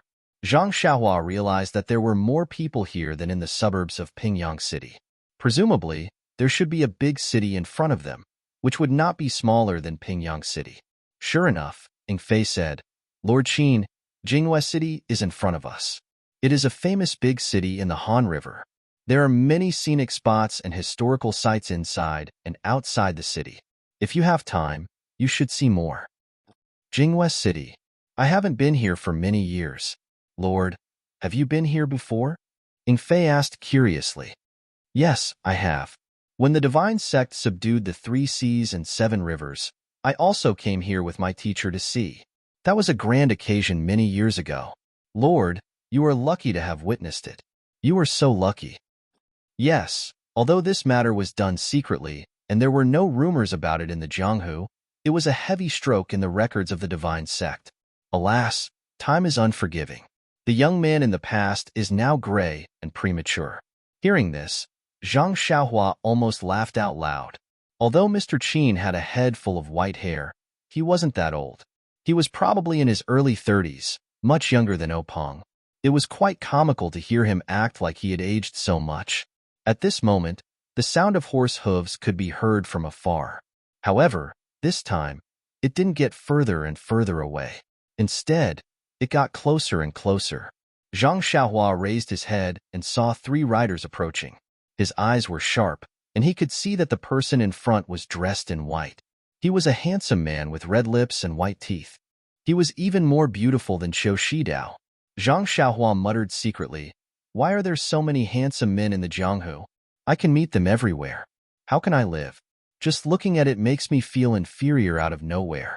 It's really boring. Zhang Xiaohua silently said, I can't see you. I can't see you. While riding, the handsome man stopped in front of them and bowed to Qin Shiyue. Lord Qin, I am Su Jiaodong, a subordinate of the Southern Sea Serpent King. I am here to welcome you. My father, the other 2 Sea Serpent Kings, and the leader of the 7 waters are waiting for you. Please forgive us. Father? Qin Shiyue touched his chin and said, I have long heard of the beauty of the Southern Seas, Jiaodong. I have admired you for a long time. Now that I have met you, you really live up to your reputation. Su Jiaodong's face turned into a peach blossom. She said modestly, Lord Qin is joking. Zhang Xiaohua heard this and felt a chill. She did not expect Qin Shiyue to have such a hobby. Fortunately, her appearance was ordinary and there was nothing strong about her. She was so lucky. Just now, she felt inferior because she was not handsome. Now, she changed her mind. It was good to be immortal. Su Jiaodong let Qin Shiyue take the lead. She bowed to Ing Fei and Zhang Xiaohua and accompanied Qin Shiyue. The other 2 attendants followed behind. The 6 of them rode forward. While walking, Qin Shiyue suddenly turned around and said, Su Jiaodong, I have to thank you. Su Jiaodong was stunned. Please vote for me. Thank you. -3. Chapter 273. Su Jiaodong immediately came to her senses and smiled. Lord Qin, you must be joking. My father should be the one to welcome you personally, but you made such a big commotion in Xinji town. If my father goes, I'm afraid that the Righteous Alliance will take advantage of the situation. Even if we don't suffer any losses, we will lose face. If the leader of the Righteous Alliance loses morale, wouldn't your efforts in Xinji town be for naught? Secondly, I know that you have many important matters to attend to along the way and should not be disturbed. Therefore, I was entrusted to go and receive you. And I have never seen you before, so it's not appropriate for me to go forward rashly. That's why I came up with such a plan. Not only can I not delay your journey, but I can also complete my father's task. If there's anything wrong with the arrangement, I will apologize to you. Qin Shiyue laughed and said, How is it wrong? It's so thoughtful.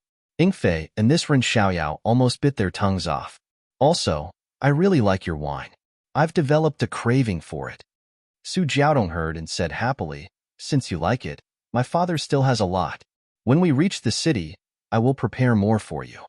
Hearing this handsome man call her Zhang Xiaohua had goosebumps all the way. She thought to herself, Is he a trap? Immediately, she used her divine senses to look at Su Jiaodong, who was riding a horse in front. Zhang Xiaohua kept chanting, See no evil, see no evil.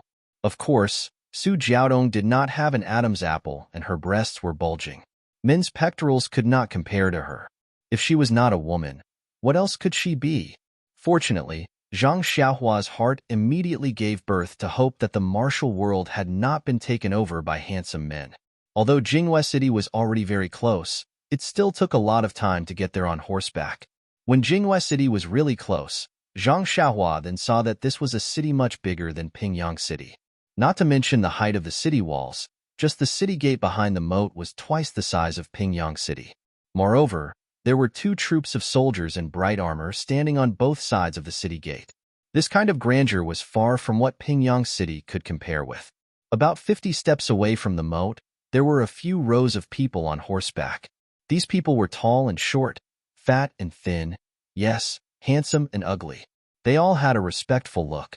When they saw Qin Shiyue's white hair, 3 hale and hearty old men standing in front of her immediately rode forward. When they got close, they dismounted and saluted together. 3 sea flood dragon kings welcome, Lord Qin. Seeing this, Qin Shiyue immediately dismounted and returned the salute. I don't dare to. 3 sea flood dragon kings are my seniors. You don't dare to call me that. Just call me by my name. The red-faced old man said frankly, If Lord Qin came alone and did not have any sect matters to attend to, this old man can be careless. Moreover, Lord Qin has a mission. You're following the orders of the sect master and carrying out the sect's official business. How can this old man dare to be rude? It's better to do things according to the rules. Qin Shiyue was stunned. She smiled and said, Since the Southern Sea Flood Dragon King says so, I won't refuse. Please forgive me. When I have time in the future, I'll come and ask for forgiveness. Zhang Xiaohua was also stunned. This was the Southern Sea Flood Dragon King? Su Jiaodong's father? Why did he look so different from Su Jiaodong? Was Su Jiaodong his biological daughter? Zhang Xiaohua's gossipy heart was instantly aroused. The tall and thin old man next to him also said, If Lord Qin has time, feel free to come to our Eastern Sea. This Li will welcome you with open arms. The fat old man next to him glanced at him and said, Don't be like those scholars who drop their cloth bags. What's there to be happy about? Jiao Jiao should be the one sweeping the bed. These words were blunt, but they were all common people and could not be bothered. Su Jiaodong's face turned red. Qin Shiyue smiled and said, Eastern Sea Flood Dragon King Li, Northern Sea Flood Dragon King Sui, this Qin is indebted to you. If I have time, I'll definitely pay you a visit. The fat Northern Sea Flood Dragon King Sui Haifeng patted Qin Shiyue's shoulder and said with a smile, Good. I like frank kids. This fat man was so happy that he forgot his etiquette. He even forgot that he was calling Lord Qin. Seeing the Flood Dragon King's red face, Zhang Xiaohua couldn't help but think maliciously, could it be that the scene just now was rehearsed? At the very least, this fat old man must have recited it countless times. The Southern Sea Flood Dragon King Su Haiqing hurriedly took half a step forward and said, "Lord Qin, come here. Let me introduce you to the heroes of our seven water." Qin Shuriwei smiled and said, "That's exactly what I was thinking. I've heard a lot about the heroes." At this time, the seven people behind the three Flood Dragon Kings had already dismounted. Hearing Su Haiqing's words, they came up to greet him. The Southern Sea Flood Dragon King Su Haiqing introduced them one by one. Wei River Gang Leader Zhou Yong, Xiang River Gang Leader Wang Fengyue, Jing River Gang Leader Qi Fenqin, Han River Gang Leader Chu Chong, Huai River Gang Leader Li Fengming, Bin Shui Gang Leader and Sun, and Bian River Gang Leader Ma Yiming. Qin Shuriwei also returned their greetings respectfully one by one. He knew that these leaders' martial arts might not be as high as his, but each of them was a leader of a gang, an overlord of a sect. They were all famous people in Jianghu. The one they respected was not him, but the heavenly dragon divine religion behind him. If he did not show a little demeanor, he would be ridiculed for no reason. After this round of greetings, it took quite some time. Ing Fei also came up from the back and bowed. Ing Fei greets the various Flood Dragon Kings.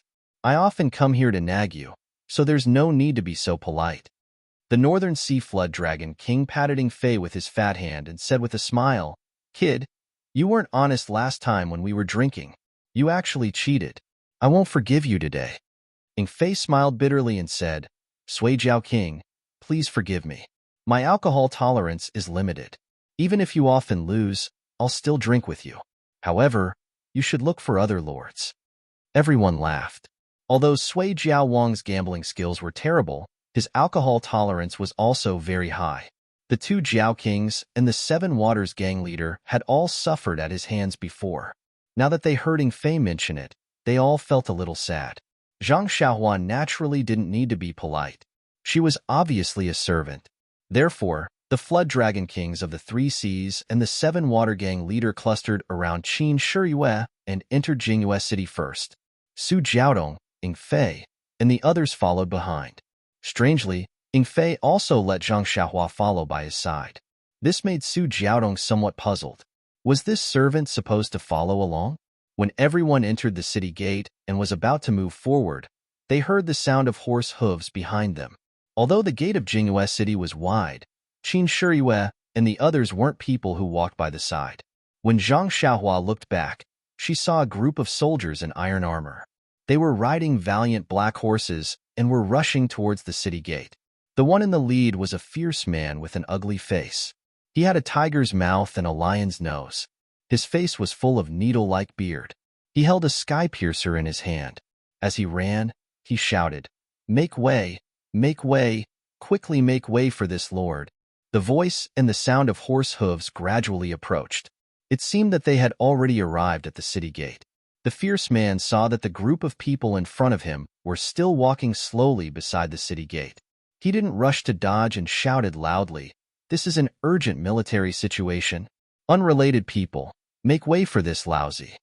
Hearing that it was an urgent military situation, everyone turned around. Just as they were about to make way, the fierce man saw a face in the crowd. His face lit up and he shouted loudly, "Jiaodong, you finally came to Jingyue City again. Have you thought about the matter I told you last time?" After he finished speaking, he tightened the reins. The black horse instantly stopped in front of Zhang Xiaohua and the others. Su Jiaodong looked at the ugly man who had dismounted from his horse and the soldiers who had arrived and lined up behind him. She suppressed her anger and smiled apologetically. "Commander Morong, where did you come from? What urgent military situation do you have?" The ugly man, Commander Morong, grinned and said, "Where did this military situation come from? This lousy just thought that there were too many people in the underworld, so I casually fooled them." Su Jiaodong said, "Commander Morong, aren't you afraid of the crime of false military situation? Who dares? Give them some guts. See if they dare to talk bad about me. To tell you the truth, the garrison of Jingyue City is my seventh uncle's husband. This is my secret. I don't tell ordinary people. Even if you hear it, you have to keep it for me. We have to keep a low profile and do things in a low-profile manner." Zhang Xiaohua almost laughed out loud. This guy's voice was so loud that not only did the people of the Three Seas and Seven Waters hear it, but even the unrelated people at the side also showed fear in their eyes and stayed far away. This was still a secret. Presumably, this guy had said this many times, and the entire Jingwei city knew about it. Su Jiaodong frowned slightly and said, "Commander Morong, since you want to keep a low profile, then don't enter the city with such fanfare. Getting off the horse and walking in is the way to keep a low profile." "Oh, Jiaodong is right. Boy, quickly get off the horse. Let's walk in." After Commander Morong finished speaking, the soldiers all jumped off their horses. Commander Morong was very satisfied and said with a smile, "Let's go. Let's keep a low profile and enter the city." After he finished speaking, he was about to lead the black horse into the city. But after taking 2 steps, he turned back and said, "Io, Jiaodong, I forgot in a blink of an eye. You haven't been to Jingwei City for several months. Last time I told you about the matter, did our father-in-law agree?" At the end, there was a bashful look on his face. Zhang Xiaohua really couldn't bear it. She held her stomach and squatted down. This guy was really too disgusting. Ying Fei saw Zhang Xiaohua squatting down. He quickly took a step forward and asked in a low voice, "Ren Xiaoyao, what are you doing?" Zhang Xiaohua secretly pointed at the ugly guy and said, "Old Ying, can you bear it?" Ying Fei also said with a smile, "It's their business if they can't bear it. You just don't try to be clever." Su Jiaodong forced a smile and said, "Commander Liu, Morong hasn't seen my father yet. After a while, when the gang's affairs are a little more relaxed, I will ask my father. You should go first. There are many affairs in the barracks, so don't delay." "Okay, Jiaodong, don't worry. I will definitely put my career first and family second. I will let you have a solid backer." After he finished speaking, Commander Morong entered Jingwei City in high spirits. -3. Chapter 274. Looking at Su Jiao and Tong Qinghong's uncertain expressions, Zhang Xiaohua was very curious and really wanted to ask what was going on. However, the people around her all looked like they were avoiding a deep taboo. So how could Zhang Xiaohua, an outsider, say anything? Even the Three Seas Flood Dragon King was a bit embarrassed. Seeing Qin Shiyue's normal expression and still smiling, he hurriedly said, "Please, Lord Qin. The manor has already set up a banquet to welcome Lord Qin's arrival." Qin Shiyue said with a smile, "Please, 3 Flood Dragon Kings. This Qin really likes the fine wine that Jiaodong brought. We must get drunk in a while." The North Sea Flood Dragon King didn't seem to hear the words Jiaodong, but the other 2 Sea Flood Dragon Kings were astonished. They looked at each other and were immediately overjoyed. That South Sea Flood Dragon King even laughed loudly. "Don't worry, Lord Qin. If you don't get drunk, this old man will be the first to not let you off." Su Jiaodong wasn't far from them. When she heard this, a blush flashed across her face, but soon after, her worried expression reappeared. The group didn't mount their horses and walked further and further into the city streets. After they walked far away, a person with a gloomy expression on top of the high city wall glared fiercely at their backs. It was unknown what he was thinking. The Flood Dragon King's manor was located in a slightly remote area. The surroundings were very quiet, and there weren't many people around. Looking at the unremarkable manor door, Zhang Xiaohua frowned. Even the gatehouse of the Lotus Escort Agency in Pingyang City was much bigger than this. Could this be the place where these Flood Dragon Kings and gang leaders lived? The Flood Dragon King led Qin Shiyue to the door and explained with a smile, "Lord Qin, this is a property that the Three Seas Flood Dragon Palace purchased in Jingwei City. It's very shabby, so please don't laugh at it." Qin Shiyue smiled and didn't comment. Zhang Xiaohua inwardly thought, "That's more like it. It really is very shabby." However, after passing through that ordinary door, the Flood Dragon King led everyone through an ordinary courtyard and into a very large hall. Zhang Xiaohua thought that this must be the hall for receiving guests. Who knew that the Flood Dragon King would turn right and directly pass through an arched door? Behind the door was a large garden with a stone path in the middle. Zhang Xiaohua thought, "Are these people pretending to be cultured? I'm hungry. I should hurry up and eat." However, the Flood Dragon King didn't stop in the garden.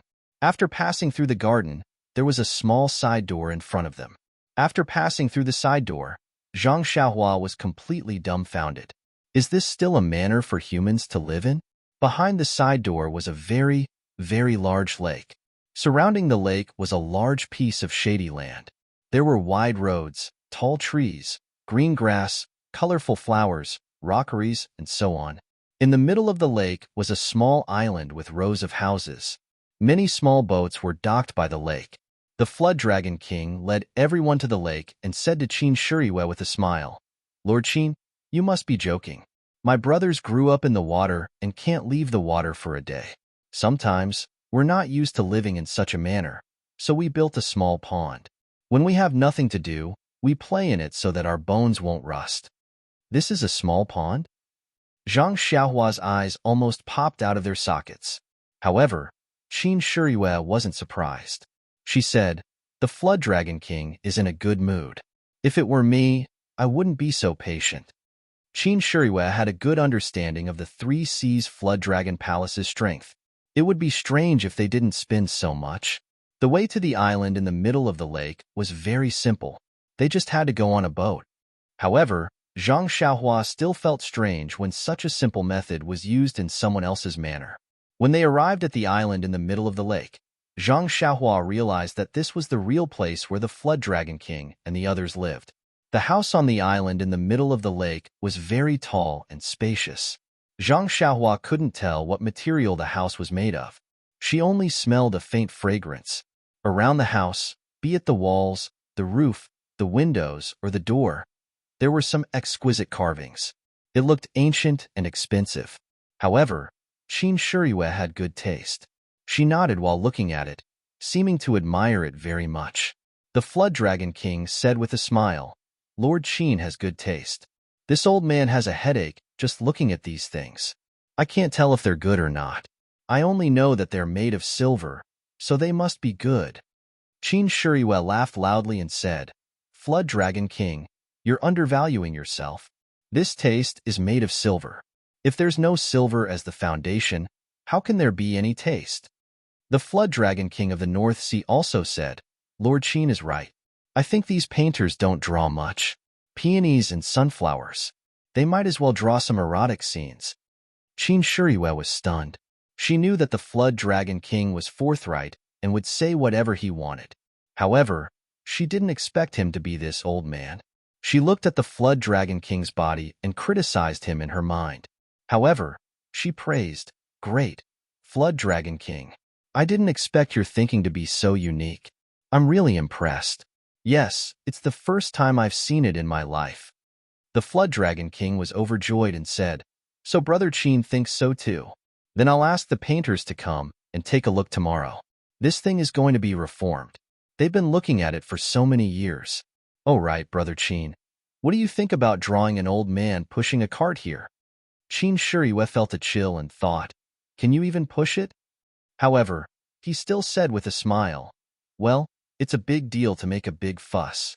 Flood Dragon King should discuss it with the Flood Dragon King and the Flood Dragon King."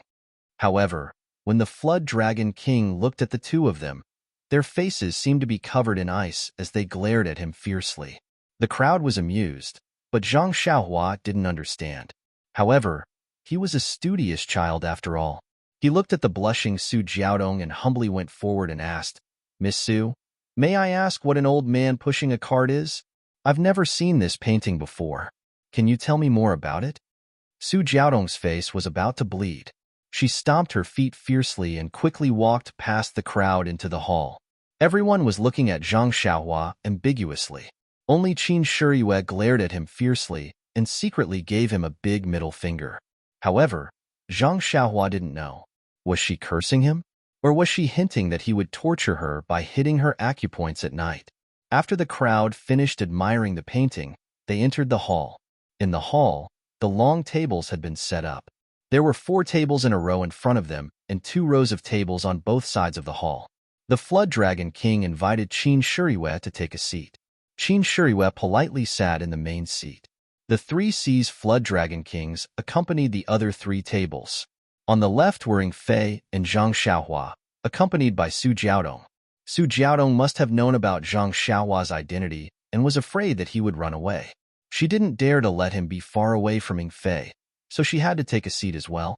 On the left were the leaders of 7 waters. They were all there to accompany him. After the guests and the host sat down, the Flood Dragon King cleared his throat and said, "Lord Qin, I hope Lord Qin can forgive everyone's recklessness." Qin Shuriwe smiled and said, "You're too polite, Flood Dragon King. Why do you say that?" The Sujiao King looked at the people in the hall and said, "The 3 seas and 7 waters have received orders from our sect leader and have prepared everything. We are just waiting for Lord Qin and Emissary Ying to come and collect them." However, a few days ago, we heard about what happened to Lord Qin at the Ma family in Xinji Town.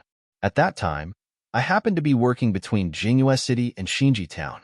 I know that Lord Qin's martial arts are powerful and he's not afraid of the Righteous Alliance's revenge. However, it's easy to dodge a spear in the open, but difficult to defend against a stab in the dark. I was afraid that Lord Qin would be ambushed, so I wanted to go and fetch Lord Qin first. However, my daughter suggested that the Righteous Alliance is quite far from here, and by the time they react, they will send experts. Even I and my men won't be a match for them. Why don't I go back to Jingyue City first and gather the brothers of the 3 seas and 7 waters to go and fetch Lord Qin together? Meanwhile, my daughter will lead a group of brothers to scout ahead for Lord Qin and ensure his safety.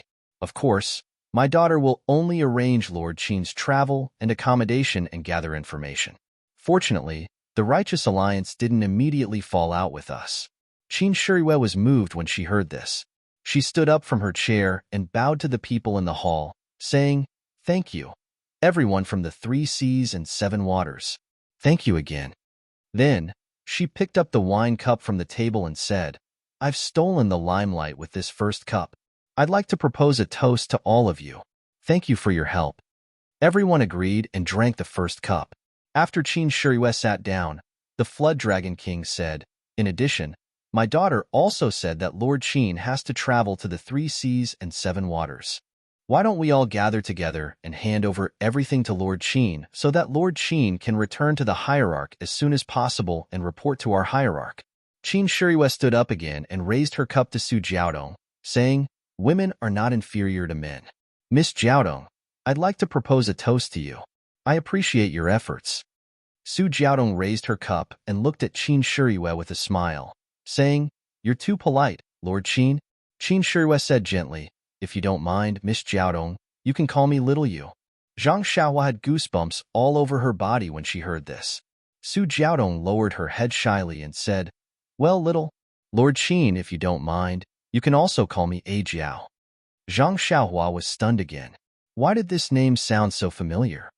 Qin Shuriwe smiled brightly and said, "Okay, A Jiao, come, let's drink this cup." Su Jiaodong raised her cup and drank it in one gulp. Indeed, she was not inferior to men. The two sat down and Qin Shuriwe said with a smile, "So, the things for the 3 seas and 7 waters have been prepared." The Flood Dragon King said hesitantly, "Lord Qin, the things are indeed prepared, but because our brothers rushed here in a hurry, they didn't bring them with them. They're still sending them here on the waterway. If they're fast, they'll definitely arrive here in 3 days." Qin Shuriwe was not surprised when she heard this. She said, "This is already very good. I thought I'd have to visit you one by one, but now that all of you are here, it saves me a lot of effort. Come, faction leaders, I'd like to propose a toast to all of you. -3. Chapter 275. Qin Shuriwe was really happy about the arrangement of the Southern Sea Flood Dragon King. Apart from the cauldron of the Shaolin Temple, he also focused on the 3 seas and 7 waters. The area under the control of the 3 seas and 7 waters was quite vast. The things that could be sold would definitely meet the requirements of the hierarch. However, because of the vast area, Qin Shuriwe had to go to many places. Fortunately, these places were all waterways, so he was not afraid of hard work. He only needed to waste time. The arrangement of the Flood Dragon King immediately saved him a lot of trouble. He only needed to sit and wait in Jingyue City. He was naturally happy to accept such an easy task. Moreover, no matter how good the martial arts of the 3 Seas Flood Dragon Kings and the 7 Waters gang leader were, there were countless gang members behind them. With them around, at least they could provide detailed information about Jianghu, which was better than him and Ing Fei's ignorance. Of course, with the 3 seas and 7 waters, if the Righteous Alliance wanted to attack him, they would have to think twice. Therefore, Qin Shiyue's toast was really sincere. The 3 seas Flood Dragon Kings and the 7 waters gang leader both stood up and raised their cups, saying, "Lord Qin, you must be tired. This is what we should do. Please." Everyone laughed and raised their cups to drink. After 3 rounds of wine and 5 dishes, the atmosphere began to warm up. Everyone had only heard of Qin Shiyue. As high-level disciples of the divine sect, they usually cultivated in the sect and rarely participated in Jianghu affairs. If it were not for the special things this time, they might not have been sent out. Which one of these gang leaders was not meticulous? Knowing that this was a rare opportunity, after the basic etiquette, they all took the opportunity to get close to Qin Shiyue. Qin Shiyue was also happy and did not refuse them. They all talked happily. Seeing Qin Shiyue like a spring breeze, everyone was even happier. Before coming, they had heard rumors about Jianghu and guessed that Qin Shiyue was a cruel and merciless person. They were afraid that he would be difficult to get along with. But now it seemed that the rumors were not accurate. Besides, they had always believed that treat your enemies like the autumn wind sweeping away the fallen leaves, and treat your friends like the spring breeze. Wasn't Qin Shiyue a typical portrayal of this sentence? As a result, the faction leaders thought even more highly of Qin Shiyue in their hearts. They toasted her even more diligently. Even Su Jiaodong plucked up her courage and toasted her a few times. However, what she said after toasting made everyone laugh. Su Jiaodong said, "This wine tastes soft and sweet, but it has a strong aftertaste. Lord Qin, you should drink it in moderation. Don't drink too much." In her concern, Su Jiaodong had forgotten that everyone present had profound internal strength. If they got drunk, they only needed to secretly circulate their internal strength to force the alcohol out of their bodies. How could there be any side effects from excessive drinking? Qin Shiyue nodded. "I know, Jiao." Su Jiaodong bashfully called her Jiao and went back to her seat. After drinking for a while more, Qin Shiyue took the time to ask the Su Jiao King, "Su Jiao King, there is something that I would like to ask, but I don't know if I should say it." The Su Wyrm King chuckled and said, "Lord Qin, if you have something to say, just say it. There's nothing inappropriate here." Qin Shiyue looked at Su Jiaodong, who frowned slightly, and asked, "What's the matter with Commander Morong at the city gate just now?" The Su Jiao King thought for a while and said, "It's funny. Lord Qin, you know that Jingyue City is an important passage to the sea. The 7 rivers converge here and flow into the sea. This sea is our southern sea, my territory. Although the southern sea Jiao Palace is in the depths of the southern sea, it needs a foundation in this transportation hub.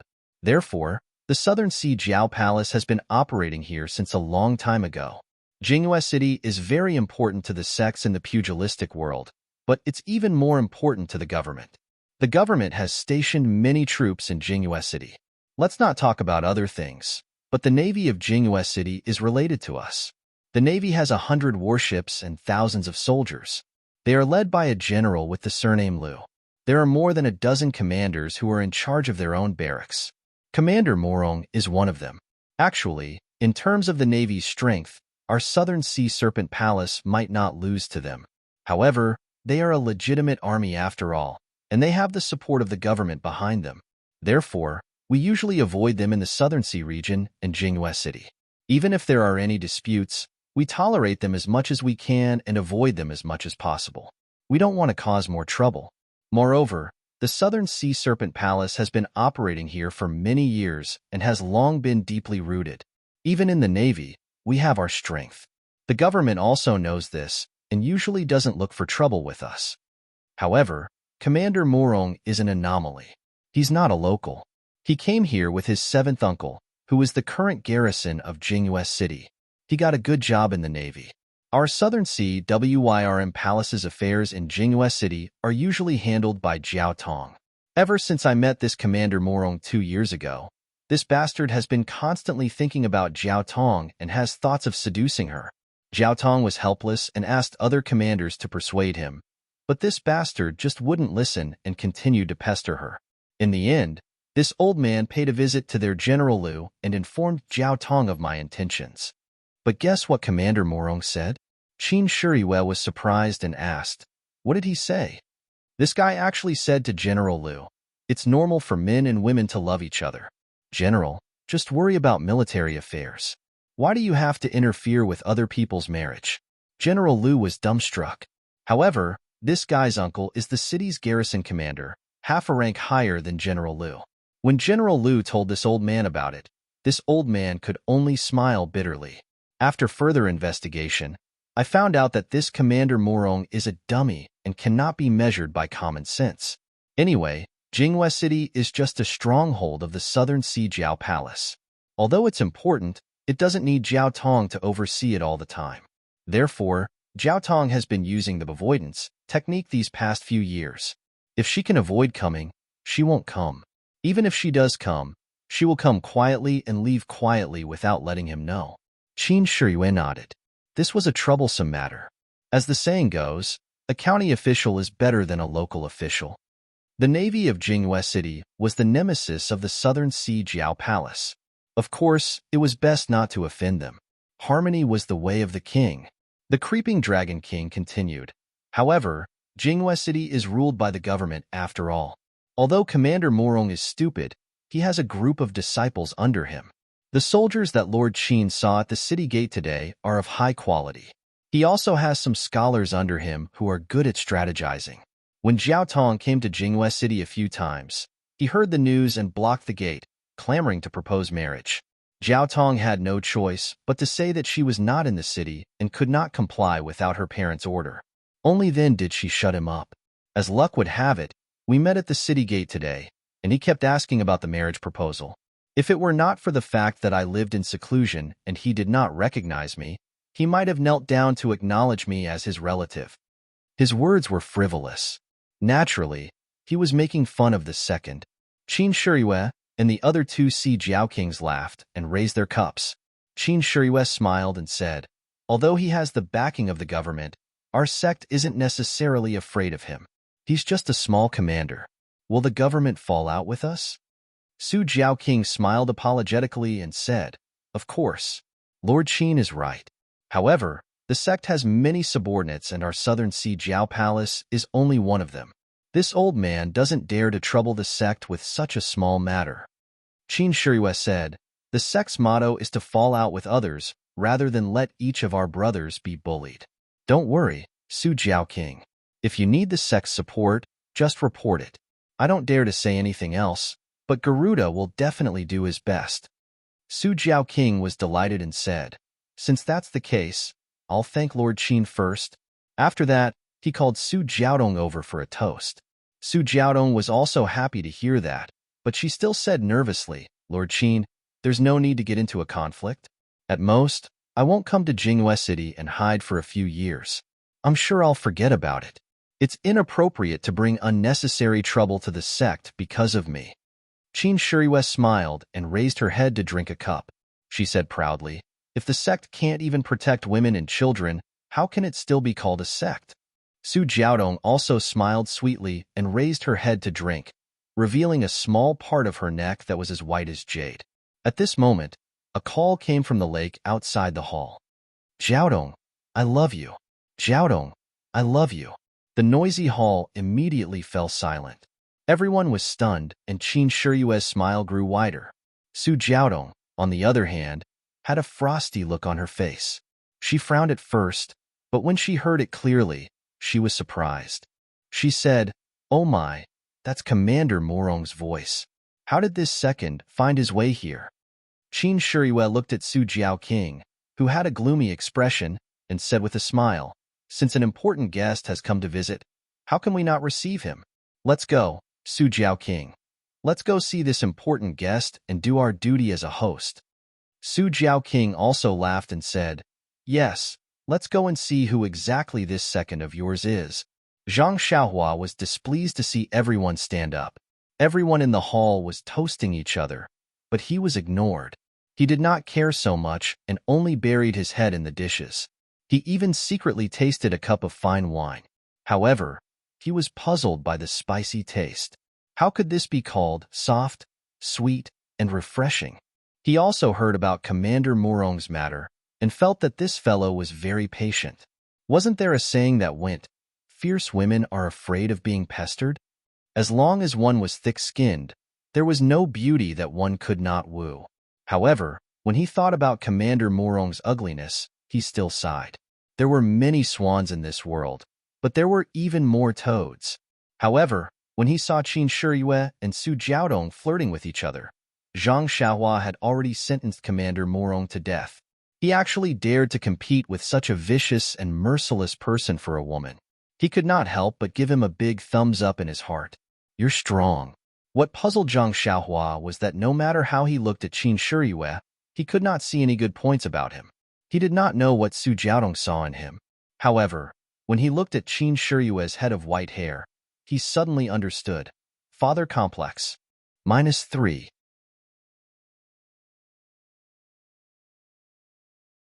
Chapter 276. When they walked out of the hall, a small boat was already floating towards them. There were 3 people on the boat. One of them was Commander Morong, who was standing at the bow. He had an ugly face and was calling out to Jiaodong. Behind him was a soldier who was holding a box in his hand. The last one was a family member who was steering the boat. Commander Morong saw a group of people walking out of the hall. He did not care if they saw Su Jiaodong and immediately raised his hand to wave. Seeing that no one responded, he put it down awkwardly. When the boat reached the shore, Commander Morong jumped down and walked forward quickly. When he got close, he looked around and asked, "Which one of you is Uncle Su?" At this moment, his eyes lit up when he saw Su Jiaodong, who was hiding behind the people. He shouted, "Jiaodong, look at you. You're too polite. Since father-in-law is coming to Jinghua City, why didn't you tell me earlier? I should have prepared a generous gift to pay you a visit. I came in a hurry and did not prepare enough. Please don't be offended." At this moment, the family member and the soldier walked over. The family member panicked and said, "Master, I couldn't stop him. I didn't dare to offend this soldier, so I could only bring him here." The Su Jiao King waved his hand and said, "It's fine. Go ahead." Commander Morong's eyes lit up immediately. He bowed at the Su Jiao King and said, "Uncle Su, I'm Morong Jin. I've heard a lot about the Su Jiao King. It's an honor to meet you today. I came in a hurry and prepared a small gift to show my sincerity." The Su Jiao King looked at the box in the soldier's hand and said, "I've also heard of Commander Morong's fame and have always wanted to meet you. However, I've been busy and have no time, so I put it aside. Now that Commander Morong is here, I've been impolite. Please, come in." Morong Jin was delighted when he heard that. He said, "Really? Uncle Su, you should have told me earlier. If I knew you wanted to meet me, I would have come earlier." Then, he looked around and said, "I've been here a few times, but I didn't expect the backyard to be so generous. If it wasn't for Qi." He seemed to realize something and immediately changed his words. "If I didn't hear that Uncle Su came to Jinghua City today, I wouldn't have the chance to meet you." His words were full of loopholes. Even Zhang Xiaohua understood. She laughed in her heart. This guy is really stupid. The Void Wyrm King smiled faintly and said, "Since Commander Morong is here, then you're a guest. Right, Commander Morong? It's fate that brought us together today. Allow me to introduce." Morong Jin waved his hand and said, "Don't, uncle. We're all family. There's no need to be so polite." That being said, he had already stepped into the hall. A family member had already set up a new table at the head of the hall, and there were 5 tables directly above it. Qin Shiyue's table was placed in the middle, and the new table was placed next to it. Perhaps it was because of the Su Jiao King's guidance, or perhaps it was because the family had good eyesight. Morong Jin did not stand on ceremony at all. He walked to the front and looked at the table with some leftovers in the middle. He frowned slightly and turned to the Void Wyrm King with a smile. "Uncle Su really knows me well. I wanted to be polite, but I didn't know that Uncle Su really treated me as one of your family. This seat of honor is still reserved for Uncle. Please take a seat. Although I'm a guest from afar, I won't be so polite from now on." The Void Wyrm King's nose was crooked. "You're really stupid." He could only say awkwardly, "Commander Morong, I have a distinguished guest today. I didn't know that Commander Morong would be coming today, so I'm sorry for the neglect." Murong Jin was startled and said in surprise, "Eh? There's a distinguished guest? Who is it? Let me greet him as well." Qin Shuriyue was furious. "I'm right in front of the crowd. Your eyes are either looking at the beauties or the beauty's father. How can you pay attention to basic etiquette?" Actually, when Murong Jin arrived, the seating arrangement in the hall would definitely change. The Void Wyrm King wanted to introduce Qin Shuriyue outside the hall, but he was interrupted by Murong Jin when he stepped into the hall. Now that he mentioned Qin Shuriyue again, the Void Wyrm King felt that he was being rude to Qin Shuriyue. The Void Wyrm King spread out his arms and respectfully gestured to Qin Shuriyue. "This is my Tenryu sect's representative, Lord Qin Shuriyue." Murong Jin had never heard of the Tenryu sect's name. The Southern Sea Wyrm Palace only paid attention to it because of Su Jiaodong. He thought that the Tenryu sect was the same as the Southern Sea Wyrm Palace. They were just small characters in the wilderness. How could they be compared to him, an official of the imperial court? He couldn't help but feel a trace of disdain. He looked at Qin Shuriyue from head to toe and cupped his hands. "Nephew Murong Jin greets Uncle Qin. Although this is the first time we've met, I've heard of Uncle Qin's great name. Oh right, although Uncle Qin is old, your skin is very well maintained. You look very young. How old are you? Have you already understood your destiny?" Qin Shuriyue's face blushed. He smiled and said, "Good nephew, your uncle has just understood his destiny. I'm really comforted to see such a good child like you." Murong Jin said happily, "Is that so? Uncle Qin, you can actually see through my nature. You're really a god. Come, take a seat." After he finished speaking, he respectfully sat down at the head of the table. The people from the 3 seas and 7 waters were stunned. Some didn't know what to do, while some laughed in their hearts. Seeing the two sitting down, they could only sit down as well. Everyone sat down and the banquet started again.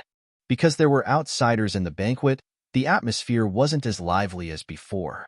How could Murong Jin care so much? After eating a few mouthfuls of food, he toasted Qin Shuriyue and Su Jiaoqing. After a few rounds of toasting, he became more talkative. However, it was a pity that Murong Jin's words were all about the imperial court. His words were brimming with the pride of being an official. He couldn't talk to Qin Shuriyue and Su Jiaoqing at all. The two laughed in their hearts and perfunctorily chatted with their good nephew, waiting for the show to start. Sure enough, after a while, Murong Jin couldn't help but look at Su Jiaodong, who lowered her head and didn't speak. He deliberated his words and said, "Uncle Su, I've visited you several times, but I've never been able to see your face. This time, I'm here specially because I have something to ask of you." Su Jiaoqing glanced at Qin Shuriyue and thought, "Lord Qin, you can support me in this matter." Qin Shuriyue nodded slightly. Su Jiaoqing was relieved and asked with a smile, "Commander Murong, what is it? Just say it." Murong Jin was overjoyed when he saw that the slow flood dragon king asked the question so straightforwardly. He waved his hand at the soldiers behind him. The soldiers behind him carried the small box to the side of the slow flood dragon king and placed it squarely on the table. Murong Jin smiled and said, "Uncle Su, ever since I saw Miss Jiao Tong, I've been thinking about her day and night. I feel that she is the only one I can marry in this life. I've always wanted to go and ask for her hand in marriage, but I've never seen Uncle's shadow. Today's matter was rushed, so this is my engagement gift. After today, I'll ask 7th Uncle, that is, the Lord of the City Guard, to personally come and persuade us." The Su Jiaoqing looked at the small box with interest and said, "Commander Murong, I heard that you already have 7 concubines at home. Why are you still thinking about my daughter so much that you don't want her for the rest of your life? If you marry Jiaodong, will she be your legal wife or a concubine?" Murong Jin's face didn't turn red, but his heart didn't stop. He said calmly, "Uncle, you're wrong. There's no end to love in this world. The concubines I married before were sincere. This time, I'm marrying Jiaodong. It doesn't mean that I can't fall in love with Jiaodong. Moreover, there's true love between us. Jiaodong doesn't care about status. My legal wife is the daughter of the magistrate of Shayu City. She has a noble status and can be the master of the harem. My concubine is also the daughter of an official and is very virtuous. I think that if I marry Jiaodong, she won't be disgraced." What do you think? When Su Jiaoqing heard this, he was so angry that he laughed and said, Nephew, you're really thoughtful and thoughtful. Morong Jin was overjoyed when he heard this and said, So, Uncle Su agrees. There's 1,000 taels of gold in this gift box. It's my betrothal gift. Please accept it. This betrothal gift is much more than what I received when I married my legal wife. I hope that Uncle Su can understand my sincerity. Su Jiaoqing looked up to the sky and laughed. Commander Morong, I really appreciate your good intentions. Thank you for thinking highly of my daughter and offering such a generous gift. It's a pity that my daughter is already betrothed to someone else. Commander Morong, you're too late. Morong Jian's ugly face turned pale and said, Uncle Su, are you trying to deceive me? I've already asked around. Jiaodong isn't betrothed to someone else. If she's betrothed to someone else, why didn't you mention it to me earlier? Then, he gritted his teeth and said, Uncle Su, even if she's betrothed to someone else, they're not married yet. May I ask who the other party is? I'll ask seventh uncle to go and talk to him. He'll definitely regret this marriage. What do you think? Zhang Xiaohua almost spat out the food she was eating. She didn't even understand what Morong Jian was saying. He clearly rejected the betrothal and thought that he was making things difficult for him. Su Jiaoqing saw that Morong Jian didn't know how to back off. He couldn't help but feel awkward and said hesitantly, This. At this moment, Qin Shiyue said with a smile, My good nephew, you're making things difficult for your Uncle Su. Because this person is right in front of you. Morong Jian was stunned and quickly looked around. There were only middle-aged and old people around. Then, he saw Zhang Xiaohua and Yingfei beside Su Jiaodong. He couldn't help but ask fiercely, Uncle Qin, are you talking about the two people sitting next to Jiaodong? But that young man is just a servant, so he shouldn't be. Could it be that ordinary-looking man? That guy is so ordinary that he can't even be recognized in a crowd. How could Jiaodong like him? Is it because this guy's 7 aunts and 8 aunts are also from the government, so you can't put down your face? That's why you're forcing yourself. Then, he said in a low voice, If that's the case, why don't you tell me? I have 10,000 ways to make him regret it. He actually wants to steal my woman. He's really tired of living.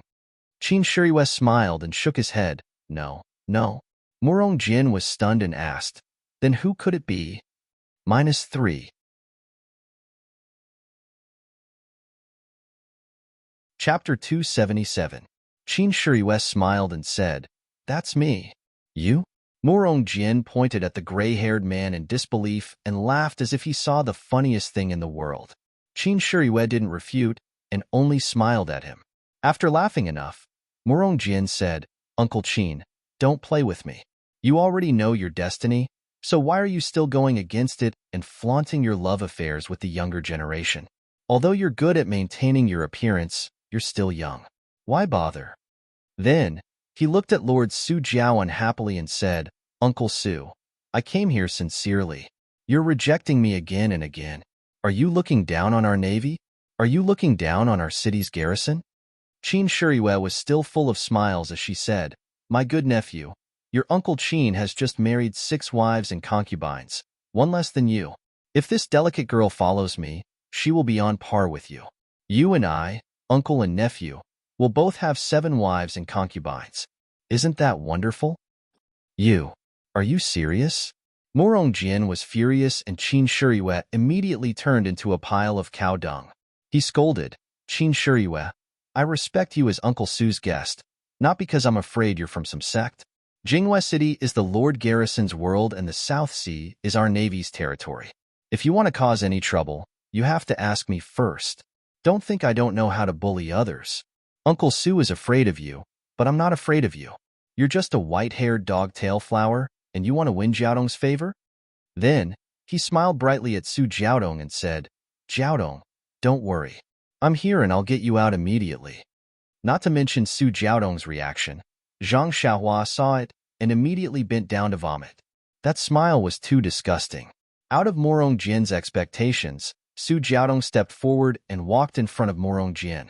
She bowed deeply and said in a sweet voice, Commander Morong, thank you for your kindness. This concubine has a short life and cannot serve you. I hope that Commander will be magnanimous and let this concubine go. This concubine is willing to follow Lord Qin. At the end of his speech, his neck was dyed red. Morong Jian had never seen this kind of shyness before. His heart itched even more. He slapped the table and stood up, saying, "Jiaodong, don't say any more. For you, I am willing to sacrifice my life. This Qin Shiyue doesn't have any respect for her elders. I will definitely take care of her. Today, I will definitely save you from this disaster." After he finished speaking, he ignored Su Jiaodong's furious expression and turned to Qin Shiyue. "Lord Qin, since you insist on going your own way, I won't be polite with you. Tell me what you want, and I'll accept it." Qin Shiyue smiled and said, "What Dao? Love between a man and a woman is human nature. Me and Jiao Tong are both willing parties. Can a commander like you control us?" This was what Morong Jian had said to General Liu. Now Qin Shiyue was returning the same words back to him. Who would have thought that Morong Jian would say, "As a commander, I naturally can't interfere. However, I also love Miss Jiao Tong, so I naturally have the right to interfere. What do you think? Just tell me what you want." Qin Shiyue was still calm and said, "I disdain to tell you what you want. Miss Jiao Tong has already made her attitude clear. She won't marry anyone other than me. Why are you asking for a rebuff? I can see that you sincerely love Miss Jiao Tong, so I won't make things difficult for you. You should go back early, wash up, and sleep." Morong Jian said angrily, "You coward. If you don't dare to tell me what you want, I will set a rule. If you don't dare to accept it, then obediently go back to your sect. Don't make a fool of yourself here. This Jingyu city is the territory of real men." Qin Shiyue's heart moved and said, "All right, then tell me. What rule do you have?" Morong Jian was overjoyed and said, "You're prepared to accept it? If I say it, you can accept it. If you can't, then leave Jingyu city as soon as possible." Su Jiaoqing said anxiously, "Lord Qin." Qin Shiyue looked at Su Jiaoqing and then at Su Jiaodong and said with a smile, "Watch me." Then he said to Morong Jian, "You tell me what you want, I will accept it." Morong Jian's fingers that were as thick as radishes pinched his chin. He pretended to think and said, "How about this, Lord Qin? I know that you are a martial arts expert and I am not your opponent. This guard of mine has been in the martial arts world for a few days. Now that he has ascended to a high position in my navy, why don't you compete with him? If you can win against him, then I will do as you wish." These words were unreasonable. Everyone in the hall was angry. Who was Qin Shiyue? He was the representative of everyone present. This Morong Jian did not only humiliate Qin Shiyue, but also the entire Dragon God sect. However, there were two people who were exceptions. One was Zhang Xiaohua, who was not involved. He was not like the others and was not humiliated. Naturally, his mind was clear. He felt that this ugly man's actions were too arrogant. He actually came to someone else's place to cause trouble. It was very strange. Even if this person was powerful, he should not be so ignorant. The other was Qin Shiyue, who was in the middle.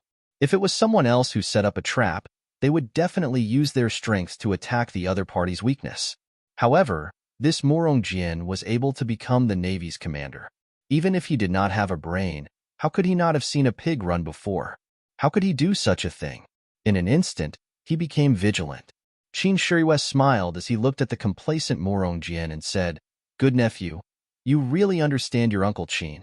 Let's do it this way." Uncle Qin's old arms and legs should also move a bit. After speaking, Qin Shiyue slowly walked to the front of the hall. He crossed his arms and stood there as steady as Mount Tai. The soldier behind Morong Jian did not say anything. He took off his armor and revealed his shirt. After tidying up a bit, he picked up the scimitar on the ground and walked into the circle. Actually, when this soldier jumped off the boat with Morong Jian, Qin Shiyue had already carefully observed him. He knew that this soldier was Morong Jian's bodyguard. From his footwork and posture, he could see the charm of an expert. At this time, from the way he held the scimitar and his aura, Qin Shiyue's guess was correct. How could this Morong Jian joke about this kind of thing? There was definitely something fishy going on. The soldier stood in front of Qin Shiyue and tightly held the scimitar in his right hand. He said to Qin Shiyue, "Lord Qin, I am a nameless person. I will also follow my commander and call you Lord. Please give me some pointers." After speaking, He assumed a standard scimitar stance. This was the most common scimitar stance in the Navy. There was nothing special about it. Qin Shiriyue did not dare to be careless. He casually pulled out the flexible sword from his waist and used his chi to shake it. The flexible sword twisted like a spirit snake and emitted a cold air. Facing the threatening sword chi of the flexible sword, the soldier acted as if he did not hear it. He only held the scimitar tightly and guarded his position. Seeing this, Qin Shiriyue smiled and said, "Since you do not dare to say your name, I will not force you. However, since I am a famous person in Jianghu, I will not take advantage of you. You are a guest from afar. I will let you have 3 moves. After 3 moves, I will fight back. What do you think?" A light flashed in the soldier's eyes. His face was filled with joy. He quickly calmed himself down and guarded his position. Murong Jian heard this and said, "Since Lord Qin is so magnanimous, why are you still standing there?" When the soldier heard this, he did not say anything. He took a step forward, right in front of Qin Shiriyue, and chopped down with his blade. The force behind the strike was very fierce. Qin Shiriyue slightly frowned and slightly dodged the attack. He tightened all the muscles in his body, waiting for the next move. However, to his surprise, the soldier did not change his move. He waited for the scimitar to hit empty air, then pulled back the scimitar and chopped down again. This time, Qin Shiriyue's brows were completely relaxed. He understood that this was the dignity of a martial artist. This soldier might only be a guard under Murong Jian, but it turned out that he was not a nobody in Jianghu. When Qin Shiriyue said that he would let others have 3 moves, it was just to test the situation. This soldier actually did not want to take advantage of this, and Qin Shiriyue could not help but have the thought of a hero cherishing another hero. Sure enough, when the scimitar swept across, Qin Shiriyue only shrunk his stomach and dodged it effortlessly. Seeing this, Qin Shiriyue laughed and said, "Brother, you really have a good character. Come, let's compete again." But before he finished speaking, a strange change occurred. The scimitar in the soldier's hand did not follow the usual path and return to his chest. Instead, it suddenly changed. The back of the scimitar was in front and the blade was in the back. It was slanted towards Qin Shiriyue's chest. Qin Shiriyue was taking a breath and thought that the soldier was open and aboveboard. When he saw the scimitar approaching, how could he dodge it? He barely moved his body to the side and let the back of the scimitar pass by his armpit. But even so, there was a light chi sound. The tip of the scimitar cut through Qin Shiriyue's armpit clothes and brought out a string of blood. Qin Shiriyue took a deep breath. His body floated, and he moved half an inch. The smile on his face became wider, and he said, "Good scimitar, good scheming. Io, you actually used poison?" Qin Shiriyue felt that there was no pain under his armpit. Instead, it was itchy. He knew that it was not good. When he looked down, the long wound that was not deep had already turned black. It was spreading all over his body. It could be seen that the poison was very strong. Qin Shiriyue was about to make a move, but the soldier quickly stepped forward and slashed his scimitar again. This time, not only was it full of strength, but it also had a wonderful trajectory. It seemed that there were countless changes in the scimitar. Qin Shiriyue's expression changed greatly. This scimitar was obviously different from the previous 3 scimitars. Its level and level were not the same. The soldier had the intention to hide his strength before, so he forced Qin Shiriyue to raise his sword to meet it. But when the sword and the scimitar collided, there was a crisp sound. The 2 of them did not retreat at all. The soldier and Qin Shiriyue were actually on par. Then, the soldier pulled out his scimitar and attacked again. One attack was closely followed by another attack. Qin Shiriyue did not have time to use his chi to expel the poison, let alone take out the poison-dispelling pill from his chest. -3.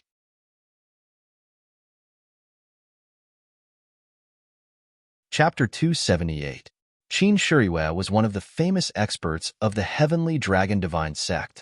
She was also one of the top experts in the Jianghu. However, this nameless soldier's scimitar didn't seem to be at a disadvantage when fighting with Qin Shiriyue. In fact, he even had a slight advantage. The scimitar's moves were strange and ingenious, but Qin Shiriyue was able to evade it and was almost injured by it. As the soldier kept attacking with his scimitar, Qin Shiyue's smiling face slowly turned gray. Even if Qin Shiyue said that he was poisoned, no one cared. What kind of place was the Dragon God sect? A mere poison couldn't cause any harm to Qin Shiyue. At least, Ing Fei knew that Qin Shiyue's poison-repelling pill could cure all kinds of poisons in the world. However, the soldier seemed to have calculated everything. First, he used a trick to injure Qin Shiyue slightly and poison him. Then, he kept attacking without stopping so that Qin Shiyue didn't have the time to cure the poison. Qin Shiyue was careless and fell into the trap. Now, he was really suffering. Seeing the change in Qin Shiyue's expression, the Su Jiao King was the first to jump into the field. Murong Jin's eyes were looking at the field. When he saw the Su Jiao King move, he immediately stepped forward and said with a smile, "Uncle Su, what are you doing? Are you going to win with numbers?" The Su Jiao King couldn't help but stop and hesitate. In the Jianghu, everything was about trust. Although the soldier used poison, he didn't say that he couldn't use poison. Moreover, Qin Shiyue agreed to let the soldier use 3 moves. If the soldier injured him in 3 moves, he couldn't say anything. This contest was originally a contest between Qin Shiyue and Murong Jin. It was just a substitute soldier. If Su Jiao King rashly made a move, not only would it damage the reputation of Heavenly Dragon Divine Religion, but judging from the soldier's skills, Su Jiao King might not be able to take him down easily. Seeing the Su Jiao King's hesitation, Murong Jin smiled and said, "If Lord Qin admits defeat, this contest can be stopped. Uncle Su will have to agree to marry Jiaodong to me." The creeping Wyrm King looked at Su Jiaodong, who had already stood up. He didn't know what to do. Su Jiaodong looked at the situation in the arena quietly. There was not a single ripple in her heart. Naturally, she would not go up to help. Even if Qin Shiyue died from the poison, she would not go up to help. She knew that this was the dignity of a man. Born as a hero, dead as a ghost. This sentence was not just for show. Moreover, ever since the gray-haired man had called out Ajiao, her heart had already flown out of her chest. She had long been conquered by that cold gray-haired man. Faced with this situation, she only had one thought in her mind. If Xiaoyu died from the poison, Ajiao couldn't live on by herself either. How could an ugly man like Murong Jin desire a woman like her? Su Jiaodong's calmness puzzled the Su Jiao King. He anxiously rubbed his hands and paced outside the arena. It was not only him. Among the people in the hall, only Zhang Xiaohua was still using her divine sense to scan the people in the arena with interest. She kept stuffing food into her mouth and thought, "The chef in this villa is really good. If I can hire one, my parents will be happy." Everyone else had already stood up and walked to the front of the table. Ing Fei was so anxious that he scratched his ears and cheeks. He only wanted to go up and help. He was not like the Su Jiao King of the South Sea. He was Qin Shiyue's subordinate. If anything happened to Qin Shiyue, not to mention whether the Dragon God sect would punish him, Lord Garuda would definitely not let him go. Right now, he really wished that the person in the arena was him. At least, if Qin Shiyue was outside the arena, she could reach out and save him. Murong Jin looked around the arena proudly. This was a dilemma. He was not afraid that Su Jiaodong would not fall into his hands. Qin Shiyue would either admit defeat or die from the poison. Either way, she would fall into his trap. The best part was that these people who always boasted of being heroes of the Jianghu could only watch as their VIP fell into danger and could not help. They could only watch as their own daughter fell into his hands and could not save her. Was this the difference between wisdom and brute force? Murong Jin felt a little smug. Uncivilized people were uncivilized people. How could an official family like ours compare to them? However, Su Jiaodong's reaction was slightly out of Murong Jin's expectations. He originally thought that Su Jiaodong would be a little nervous, a little scared, and even come forward to beg him to let her go. She would beg him to take her into his room in exchange for Lord Whitehair Qin's life. That way, his vanity that had been beaten down would be greatly satisfied, and he would be able to use the attitude of a victor to redeem this wild beauty and train her to become his plaything. Unfortunately, Su Jiaodong was cold and indifferent.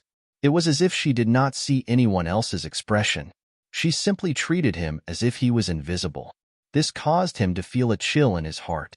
Behind the chill, there was a desire to be tamed. Perhaps only this kind of uncontrollable pride could arouse his ambition. At this moment, Qin Shiyue's right leg went soft, and he almost fell down. The soldier's scimitar slashed like lightning towards Qin Shiyue's left shoulder. Qin Shiyue saw that he could not block it, so he clenched his teeth and stabbed his soft sword towards the soldier's heart. It was actually a suicidal move. The soldier sneered in his heart. The corner of his mouth also twitched as if he was mocking him. He dodged to the side and once again slashed down towards Qin Shiyue. At this moment, Su Jiaodong could no longer maintain her composure. Her face was pale, and her eyes flashed with a kind of desperation. Yes, she knew that Qin Shiyue had reached the final stage. His face was deathly black, contrasting with his head full of white hair. He was dancing the last dance of his life on the cliff. Zhang Xiaohua's spiritual sense wandered around the field. He saw Morong Jian's complacency, Su Jiaowang's anxiety, Ying Fei's fear, the soldier's aggressiveness, and Qin Shiyue's stubborn resistance. He saw them all in his heart. However, what did these have to do with him? He was just a prisoner. He didn't know how the Tenryu sect master would deal with him. Why should he care about other people's business? As the saying goes, everyone sweeps the snow in front of their own door and doesn't care about the frost on other people's roof. That was true.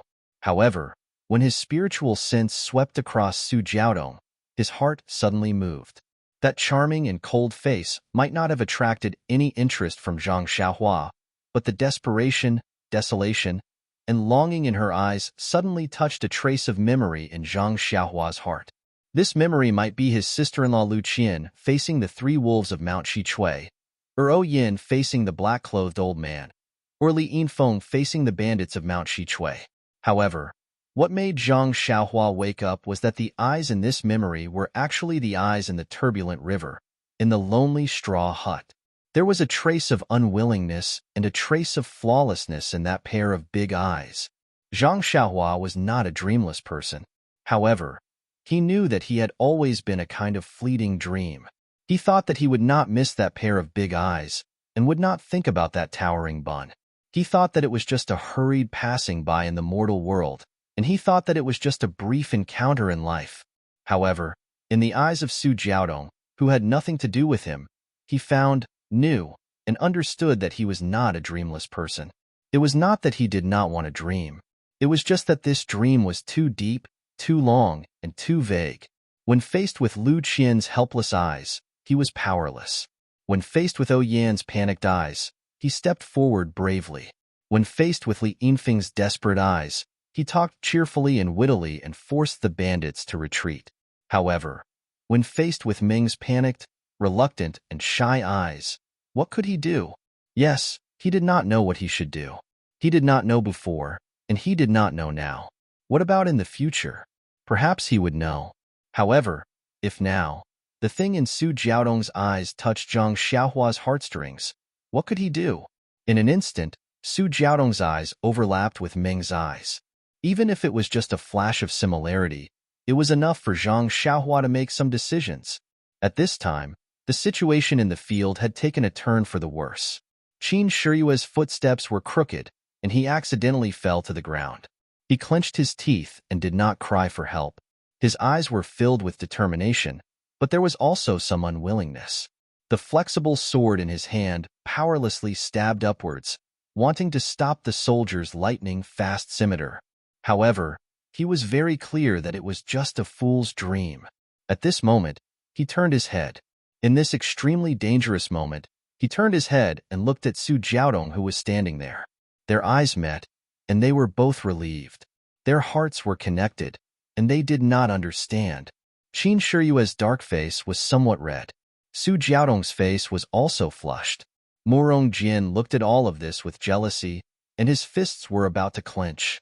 The nameless soldier leaped high, and the crescent scimitar was like a thunderbolt, slashing towards the fallen prey. At this moment, a voice sounded, "I can't watch this anymore. I can't watch this anymore. When I see injustice on the road, I will draw my sword to help." Before he finished speaking, behind 3 seas 7 waters, a thin and weak figure, like a large eagle, pounced from the sky. The figure came very quickly. At first, The soldier did not care and did not stop his scimitar. He only raised his head to take a look.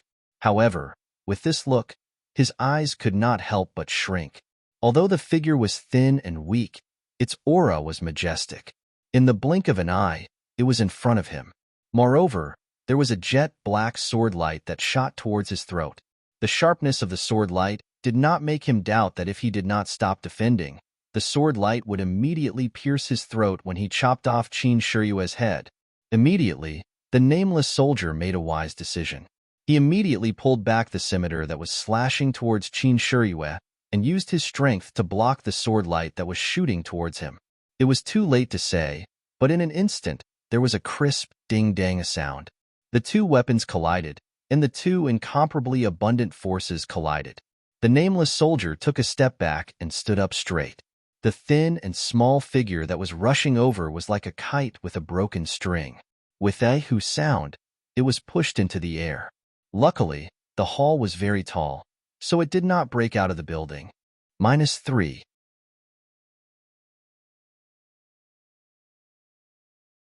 Chapter 279. The nameless soldier shook the small figure into the air and ignored it.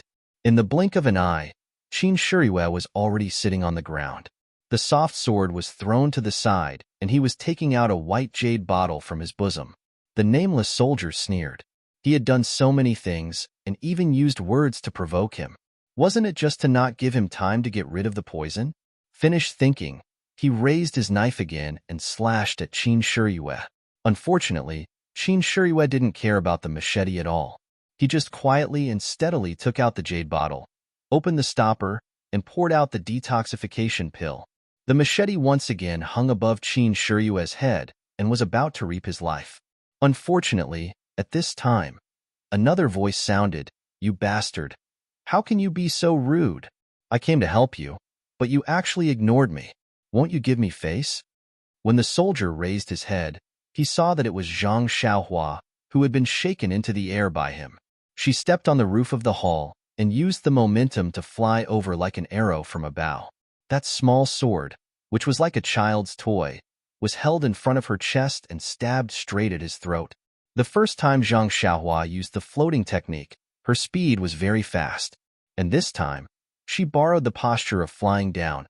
Her speed was even faster. The soldier didn't have time to kill Qin Shiyue. He could only turn around and attack the small sword. This time, he used all of his strength in order to kill this annoying little demon with one hit. Unfortunately, Zhang Xiaohua's skills were not the same as before. Not to mention how good her Qigong was, the abundant, immortal true qi flowing in her meridians was endless and mysterious. Zhang Xiaohua saw the soldier's machete, and with a sweep of his divine sense, he knew that it contained incomparable true qi, which was not something he could block. When the small sword stabbed out, he held back 70% of his strength. When the machete and the sword met, this time there was no sound. Zhang Xiaohua used the small sword to knock against the thin machete and cut the soldier's hand. This move was obviously a flash of light, not one of the nameless sword moves. The soldier was shocked and quickly withdrew his hand to avoid the danger of losing his finger. And Zhang Xiaohua's move was already used, so at this time, her body was wide open. The soldier saw the opportunity and waved his hand again, which was precisely Zhang Xiaohua's flaw. Zhang Xiaohua was in the air and knew that it was not good. She circulated all of the true qi in her body and stopped in the air for a moment. Then she twisted her body and spun behind the soldier, and with a backhand, she stabbed at the soldier's neck. While the soldier was delayed, Qin Shiyue had already taken out the poison-repelling pill and swallowed 2 pills in one gulp. Then she closed her eyes and circulated her true qi to expel the poison. When Morong Jin saw this, he could not stand it and shouted loudly, "You little bastard, who are you? Why don't you abide by the Jianghu rules? We already agreed on a one-on-one battle. Why did you interfere?" It was not that he did not want to go up and stab Qin Shiyue and send this person who made him gnash his teeth on the road to death. But Su Jiaowang and the others seemed to have already known his thoughts and secretly circulated their true qi, preparing to kill this person at any time. Therefore, even if he had more than enough strength, he did not dare to. He firmly believed that as long as he made a move, This group of Jianghu boors would definitely not care about the rules and would immediately kill the two of them in the Sea of People's War. Zhang Xiaohua dodged the soldier's stab and used her ethereal body technique. Like a ghost, she dodged to the other side and stabbed the soldier's throat again. Hearing Morong Jin's question, she laughed loudly and said, "You ugly man. You are really stupid. The Jianghu rules are naturally for the people of Jianghu to use. Your young master is also not from Jianghu. Why would I care about your Jianghu rules? Your young master just does not like the sight of you and wants to get rid of the strong and help the weak. What are you going to do about it?" Morong Jin was stunned and could not say anything. He innocently asked, "Uncle Su, this servant, he is not from your Jianghu mountain manor?" Su Jiaowang laughed and said, "I don't know him. This person was brought here by Lord Qin. If you have any questions, you should ask Lord Ing." Morong Jin still did not give up and asked Ing Fei, "Lord Ing, your Tenryu sect broke the rules of the competition. I will let the soldiers in the navy spread the news and make your sect lose all face." Ing Fei looked at Qin Shiyue, who was recovering, and laughed. "That is not a problem. Go ahead and spread the news. This person is called Ren Xiaoyao and is not from my Dragon God sect. As for whether he is from Jianghu or not, I do not know. What's wrong with people helping out when they see injustice? Even if he is from Jianghu, it is our great fortune to have such basic manners." Morong Jin pointed at Ing Fei and did not know what to say. He could only say, You. Just you wait. I will definitely tell this matter to my seventh uncle." Zhang Xiaohua, who was fighting at the side, heard this and laughed. "This is easy. Why don't we just kill the two of them? Who will know?" Under the attack of the nameless soldier, this guy had no power to fight back and was forced to use his ethereal body movement technique to dodge the saber attacks. Yet, he still had the mood to say such vicious words. Lord Su Jiao and the others couldn't help but think, how can such a decisive person not be a member of the divine sect? It seems that we really have to kill him. At this time, Su Jiaodong's eyes were no longer colorful, only relief and joy. After Qin Shiyue swallowed the detoxification pill, the grayish-black color on his face disappeared at a speed visible to the naked eye. When Zhang Xiaohua was forced to the point where she could not fight back, his face had already returned to normal. It was no wonder that the detoxification pill was a good antidote. It was a must-have for Jianghu people. Qin Shiyue opened his eyes. The first thing he saw was Su Jiaodong's concerned expression. He smiled at her and nodded. Then, he stood up and looked at the two people who were fighting with a strange expression. Zhang Xiaohua was forced into a corner. Inadvertently, she saw Qin Shiyue stand up. She was very happy. She used her ethereal body art and flashed behind Qin Shiyue. She shouted, "I have the heart to kill the thief, but I am powerless to reverse the situation. Brother, your martial arts are strong. I can't beat you. I can't care about your business. I will leave first. You can continue." Haha, continue. After that, she squeezed out and sat back at the table, ready to eat and drink. However, at this time, the table was already filled with leftovers. How could she have the appetite? Su Jiaowang saw this from afar and gestured to his family members. The clever family members quickly went out. Not long after, better dishes were served in front of Zhang Xiaohua. Morong Jin gritted his teeth and looked at the complacent Zhang Xiaohua. He really wanted to twist his little head off. However, he had seen Zhang Xiaohua's martial arts. Even if she was not as good as him, she was not at a disadvantage because of her ghostly identity. How could he have the chance to capture her? Qin Shiyue stood with his hands behind his back.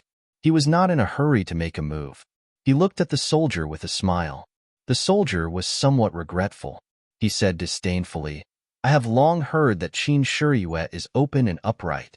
How can you be a coward who needs to rely on a servant to save you? Does our agreement still count? Are you admitting defeat yourself, or do you want us to announce that you have admitted defeat?" Qin Shiyue seemed to have seen the funniest thing in the world. He laughed and said, "The agreement between us still counts. When did I say that it did not count? Then your servant pretended to be an outsider and interrupted our fight.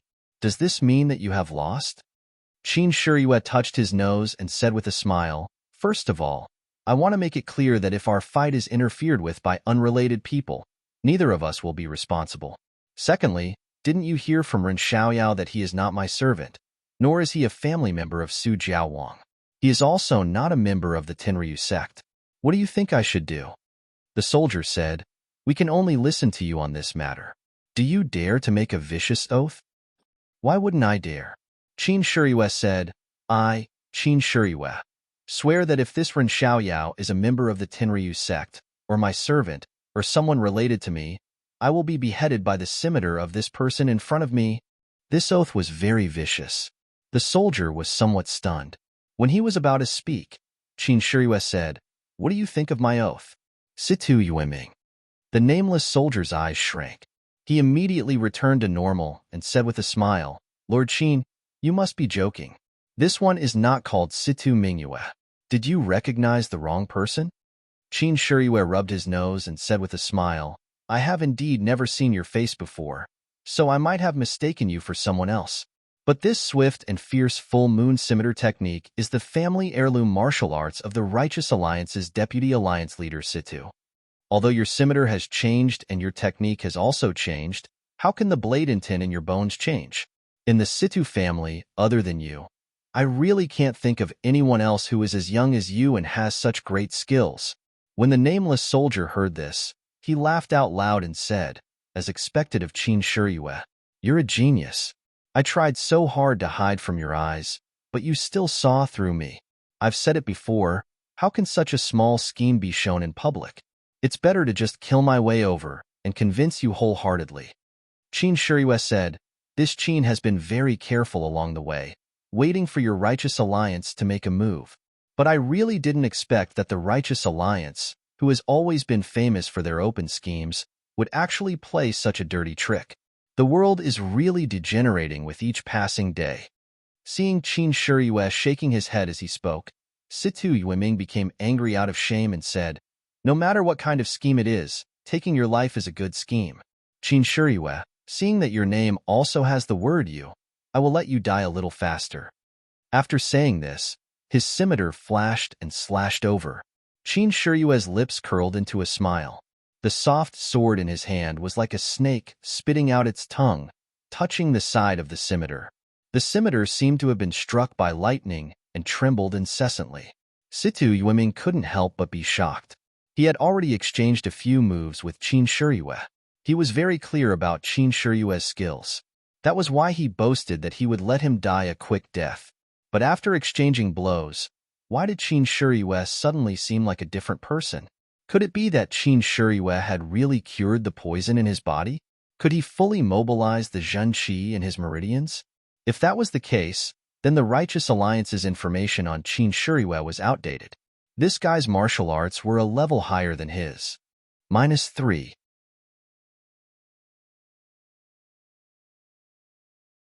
Chapter 280. Seeing that Qin Shiyue's internal energy was so pure, Situ Yueming could not help but think, could it be that Qin Shiyue had completely removed the poison in his body? Could he fully mobilize the Zhen Qi in his meridians? If that was the case, then the Righteous Alliance's information on Qin Shiyue was outdated. This fellow's martial arts were a level higher than his. Situ Yueming was right. Just now, Qin Shiyue could not take the poison-dispelling pill and could only use his internal energy to suppress the spread of the poison. The Zhen Qi in his meridians could only be used 3 times out of 10. 70% of his Zhen Qi was used to resist the spread of the poison. Because of this, he fell far behind Situ Yueming and was chased by him, almost losing his life. Vengeance killings in Jianghu were all planned out before acting. They were all done with the basics. For example, Situ Yueming was sent out based on the current information from the Righteous Alliance. They believed that he would be able to deal with Qin Shiyue perfectly. That was why they sent him out. This perfection naturally took some effort, but it was not too difficult. Only then could they show the demeanor of a sect in Jianghu. If they sent out Zhang San or Nan Fengyan to kill Qin Shiyue, they would become a laughingstock. Even if they could easily kill Qin Shiyue, it would make the Righteous Alliance unable to raise their heads in Jianghu in the future. The accuracy and completeness of this information was very thought-provoking. For example, this time, the Righteous Alliance had clearly misjudged Qin Shiyue's strength and sent out Situ Yueming, whose strength was a level lower. The result could be imagined. Therefore, it was still that old saying. When comparing information and martial arts, sometimes martial arts were not important.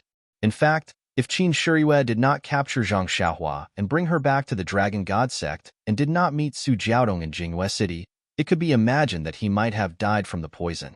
But the truth was the truth. It was not that many possibilities and accidents were hidden. It was this ordinary-looking youth that reversed the situation in one fell swoop. The reason was that he missed a girl that he thought he had forgotten.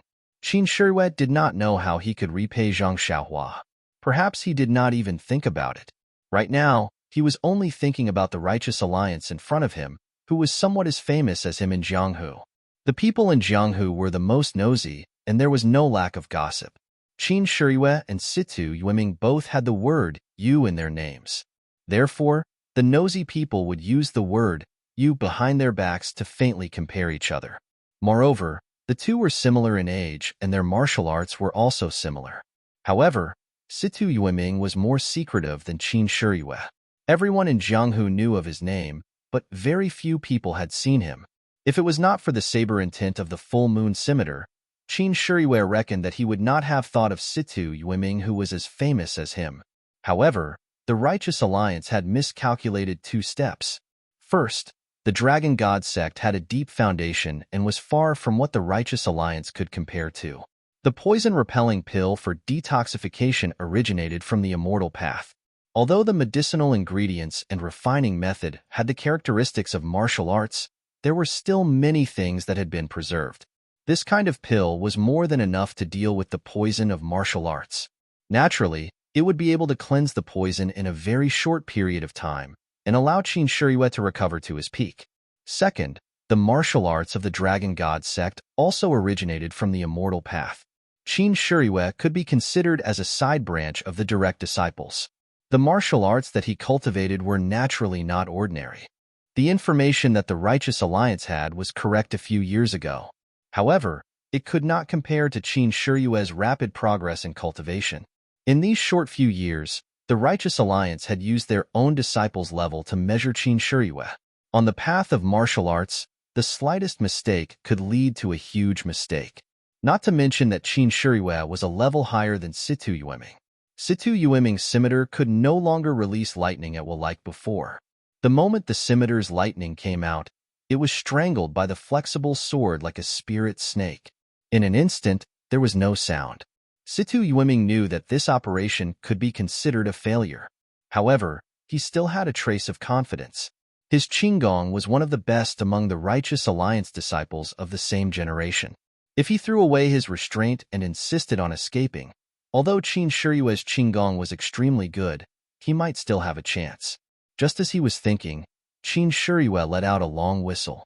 Full of energy, he smiled and said, "Situ Yueming, stay here." As he said that, he pointed his flexible sword at Situ Yueming's face. At the same time, his left hand slightly opened, covering the main pressure point on his chest.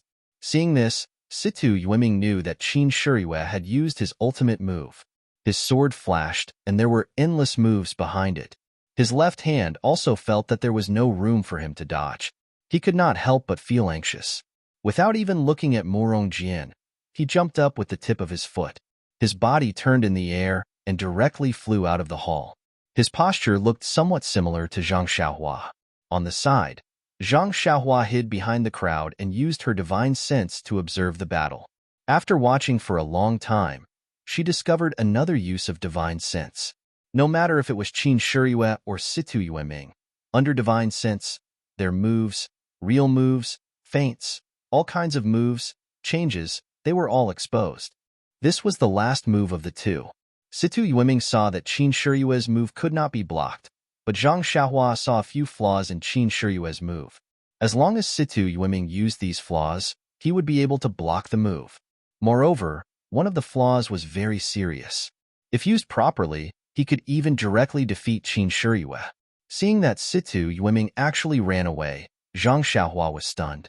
Could it be that her martial arts were actually higher than Situ Yueming's? In her divine sense, Zhang Xiaohua had already seen that Situ Yueming's Qinggong was indeed very high, but it was not much worse than her.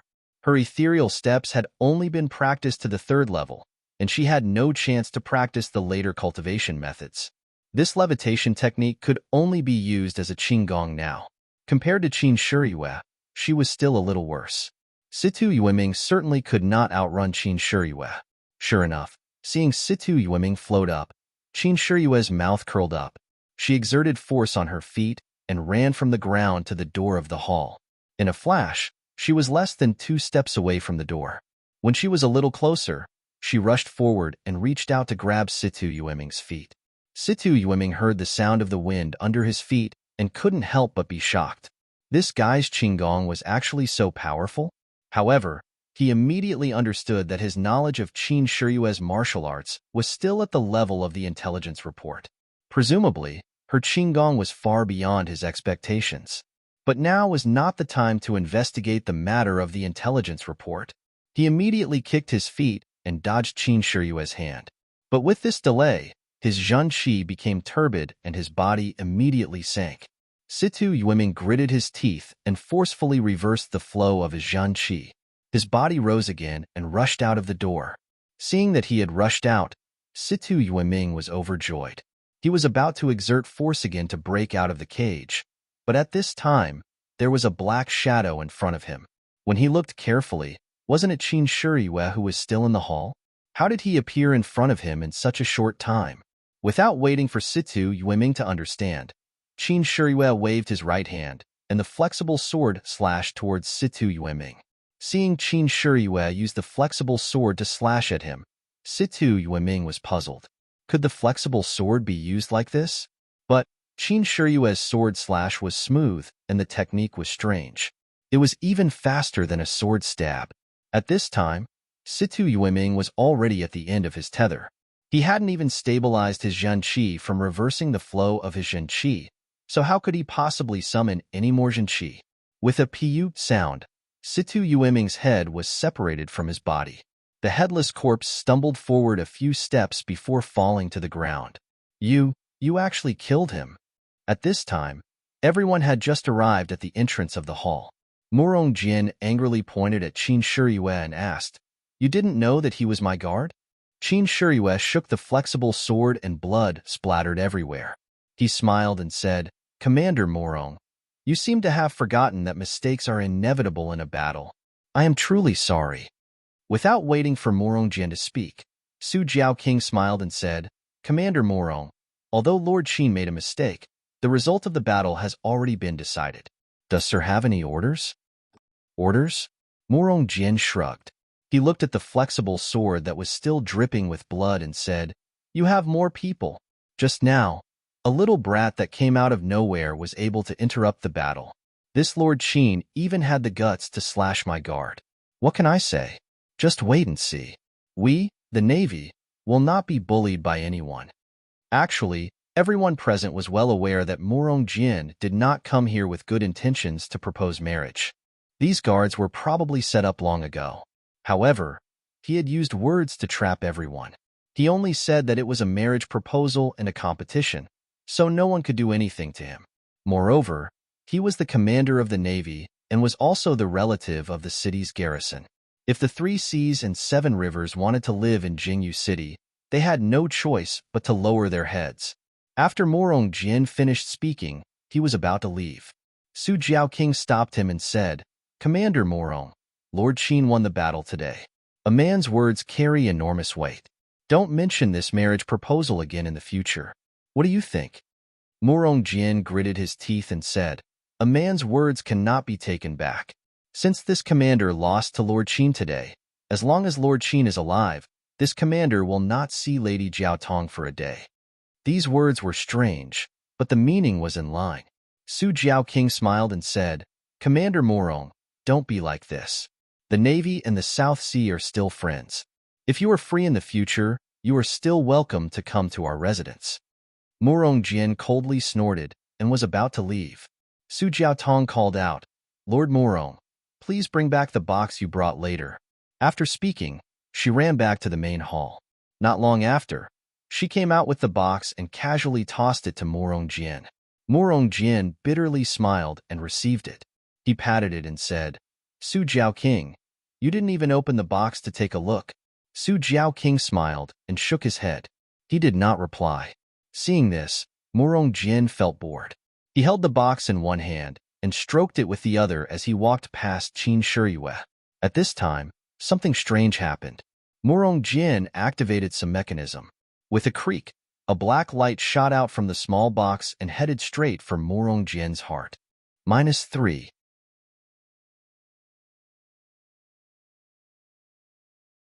Chapter 281. Qin Shiyue was very close to Murong Jin and had already let down his guard. The black light from the mechanism came so quickly that Qin Shiyue didn't even have time to react before it pierced his heart. Qin Shiyue's right hand immediately covered his chest. A stream of blood flowed out from the corner of his mouth as he fell limply to the ground. "Little you," Su Jiaodong finally called out and ran to Qin Shiyue with tears streaming down her face. The Su Jiao King and the others were also furious. Just as they were about to step forward and surround Murong Jin did not panic. He swung his right hand upwards and a whistling arrow shot into the sky. When it reached midair, it exploded with a pa sound. After that, a faint clamor could be heard from outside. Su Jiao asked, "Lord Murong, the Southern Sea Serpent Palace has treated you well. What do you mean by this?" Murong Jin sneered, "Old man Su, your Southern Sea Serpent Palace has been in the Southern Sea for too long. Isn't it time to consider changing owners? I'm soft-hearted, so I'll help you share your responsibility. From now on, I'll take care of everything in the Serpent Palace." "You." Su Jiao couldn't believe his ears. He looked at Murong Jin and couldn't help but laugh. "Little Murong, I respect you as the Navy commander of this city and have treated you well. Although I haven't personally dealt with you, Jiaodong and the others have always been respectful to you. I didn't expect you to be so ambitious and have been plotting against my Serpent Palace for so long. Ha ha ha, your Southern Sea Serpent Palace is nothing but a nobody in the Jianghu. In the future, you'll be recruited by the government and have a bright future. It's better than riding on the Tenryu sect's boat. Moreover, after you've submitted to the government, I'll take back the Southern Sea Serpent Palace's name.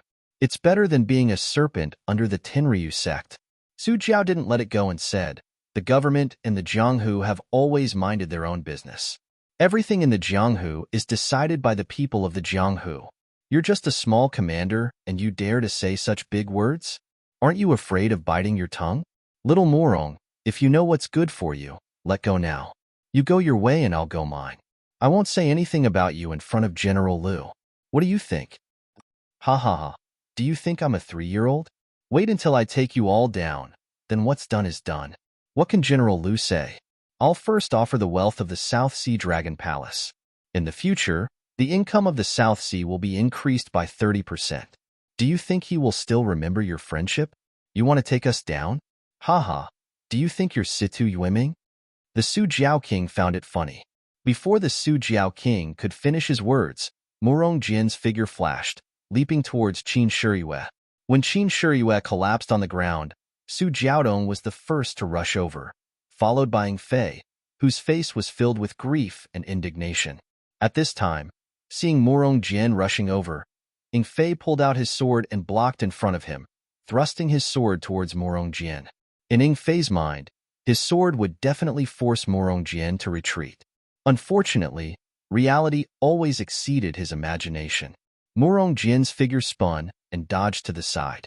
He took out a dagger from his bosom and casually flicked it. It was precisely Ing Fei's wrist. Ing Fei's heart jumped.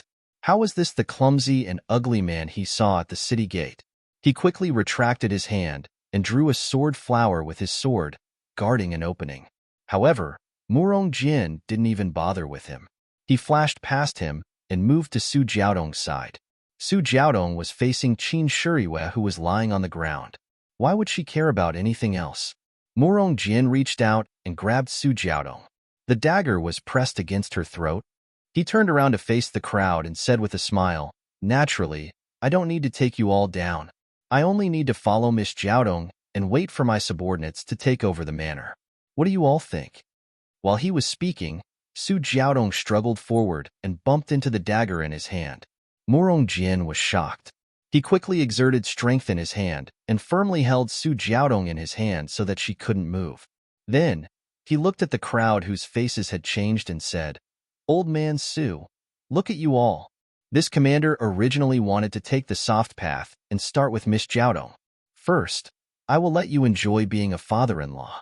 However, this Su Jiaodong didn't fall for this young master's trick and didn't give this commander a chance. Hee. If it wasn't for the righteous alliance's Situ Yueming, I wouldn't have known that Qin Shiyue had also come to Jingyue City. I originally wanted to use the opportunity when Situ Yueming got rid of Qin Shiyue to persuade you with a betrothal gift. However, I never thought that my flawless plan would be ruined by a random person. However, fortunately, I still had a backup plan. Father-in-law didn't want to accept the betrothal gift, so I could only let Qin Shiyue accept it. Hee. You think I don't know that he is Qin Shiyue? You still want to act like an elder in front of me. If I don't kill him, who will? He still wants to snatch a beauty from me. He must be tired of living.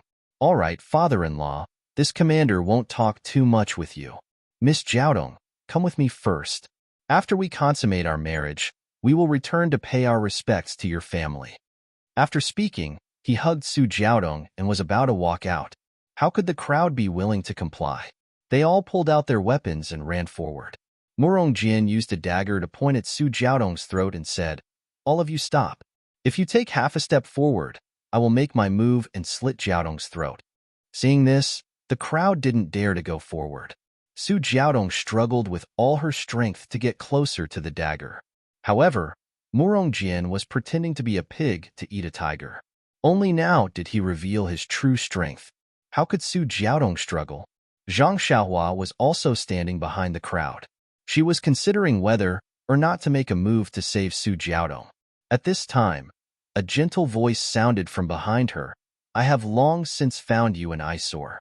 Murong, Situ, Huangpu, Shangguan. I hate these compound surnames the most. Do you think you are acting in a garden?" Murong Jian was shocked. This voice was very familiar. Could it be? He didn't dare to imagine. He quickly turned around. What entered his eyes was a smiling face with a head full of white hair and a sword light that slashed horizontally towards him. This was also his last impression in this world. Immediately, his big head flew into the sky along with the sword light. Blood splashed all over Su Jiaodong's body. When Jiaodong heard this unforgettable voice, she was already in a daze. How could she care about this? She flew into Qin Shiyue's arms. Her blood also stained Qin Shiyue's body. Qin Shiyue smiled and stroked Su Jiaodong's black hair. After a while, Su Jiaodong understood what was going on. She grumbled coquettishly and pushed him away. She moved to the side with a shy expression on her face. Ing Fei was the closest to her. He also moved closer and asked with concern, "Sir, what's wrong?" Qin Shiyue looked at Ing Fei, then looked at the Su Jiao King and the others who were also filled with confusion. She opened her left hand. In her hand was a short arrow. There was no trace of blood on the arrow. Qin Shiyue then used her hand to pull out a hole in her clothes. She smiled and said, "I have frightened everyone. When I went out, my master gave me a treasure to protect my heart. I originally thought that my master was being too careful. I didn't expect that I would use it here. This Murong Jian is really a bastard. He actually acted so well. I didn't expect him to have such skills. Moreover, he has such big ambitions. I really didn't expect him to have such great skills." The Su Jiao King smiled and said, "Lord Qin is wise and resourceful. You have really opened my eyes. However, this Murong Jian's tricks are like child's play in front of Lord Qin. Lord Qin easily resolved it and even managed to get so many secrets out of him. This old man and the others are full of admiration." Then, he listened to the sounds outside and said, "However, this guy also has some influence in Jingyue City. The people outside the villa must be his subordinates who are attacking. Lord, this old man's villa is only a temporary residence in Jingyue City. We are also familiar with the government's forces. We don't have much defensive power. After attacking for a while, we must have reached our limit. Although we are not afraid of the soldiers, we do not fight with the officials. Moreover, they are using the government's name and have other plans. Moreover, we killed Murong Jian. It will be difficult to explain to General Liu. The guards of Jingyue City won't let us go. In this old man's opinion, Lord Qin, why don't we hide for a while and talk to General Liu after these things have calmed down? What do you think?" Qin Shiyue said apologetically, Su Jiao King, I acted quickly and killed Morong Jin. It seems that I have provoked a troublesome matter. The matters here have always been managed by the Su Jiao King. Naturally, I will listen to the Su Jiao King. We will do as you say. The Su Jiao King said, It's not that we are afraid of the government. Morong Jin has been killed. Our Dragon God sect has never been afraid of anyone. It's just that we are in their territory. It's difficult for two fists to fight against four legs. A wise man knows better than to fight when the odds are against him. Let's leave the city first. Qin Shiyue smiled and said, We will follow the Su Jiao King's arrangement. When the Su Jiao King heard this, he turned around and said, Everyone, let's go. Follow this old man out of Jingyue City. Let's go to the South Sea and have some fun. The other two seas and seven waters laughed and said, Let's go. We all live on the water. We don't feel at ease on the ground. It's better to go back to the water. After that, they followed the Su Jiao King to the back of the hall. When everyone moved, Zhang Xiaohua was revealed behind them. When Qin Shiyue saw this, he smiled and said, Ren Xiaoyao, thank you for saving my life. I will not forget it. However, you still have the cauldron, so I don't dare to make the decision to let you go. Follow me back to the Dragon God sect. I will report everything to the sect leader and ask my master to put in a good word for you. As long as you tell the truth, I guarantee that the sect leader will not make things difficult for you. As long as your sect can hand over the cauldron, or you can just tell me your sect, the sect leader will naturally let you go. What do you think? Zhang Xiaohua laughed in his heart. The cauldron is in my arms. What do you want me to say? I can't take it out. It's really difficult for me. In fact, ever since Zhang Xiaohua discovered the wonderful use of divine sense in martial arts, he was no longer afraid of Qin Shiyue. He was confident and capable of escaping from Qin Shiyue's pursuit and even winning. However, looking at the current situation, there must be a lot of navy outside. He would not be stupid enough to leave Qin Shiyue's protection and make trouble for those soldiers. Therefore, he said with a smile, Since Lord Qin said so, I will follow you. Please put in a good word for me in front of your sect leader in the future. -3.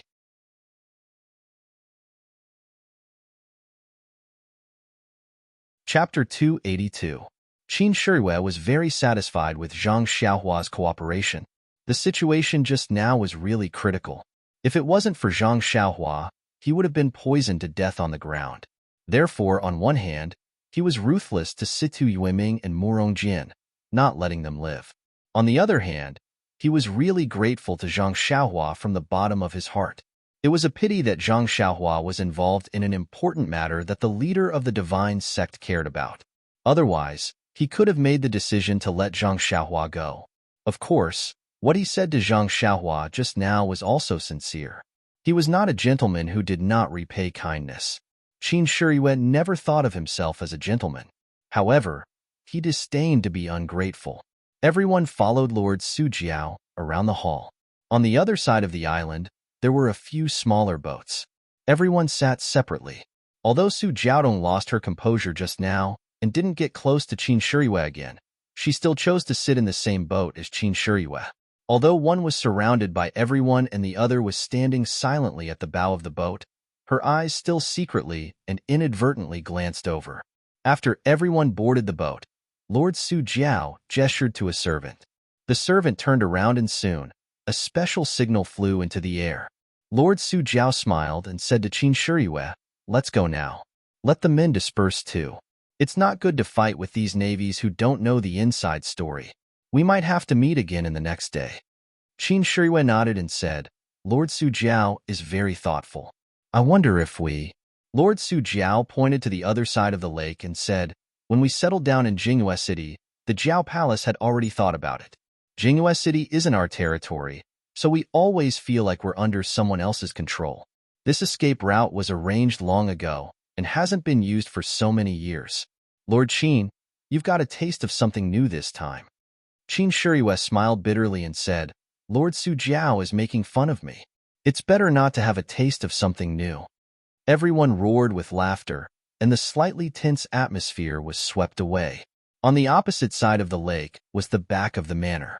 It was impossible to reach from either side of the manor on land. The Su Jiao king purposely left a waterway here, which was blocked by an iron fence. After the small boat passed through, a servant closed the fence. The small boat traveled for a while and entered a rugged bend. Jingyu City was the estuary of the river. There were many waterways in the city, which were densely packed like a spider web. Under the control of an experienced servant, the small boat quickly passed through many waterways and arrived at a secluded place. On the shore, the family members had already prepared horses. Even the horse that Qin Shiriyue rode over was among them. The Su Jiao king smiled and said, "Lord Qin, please get on the horse. We'll make plans after we leave the city." Qin Shiriyue nodded with a smile and took the lead to get on the horse.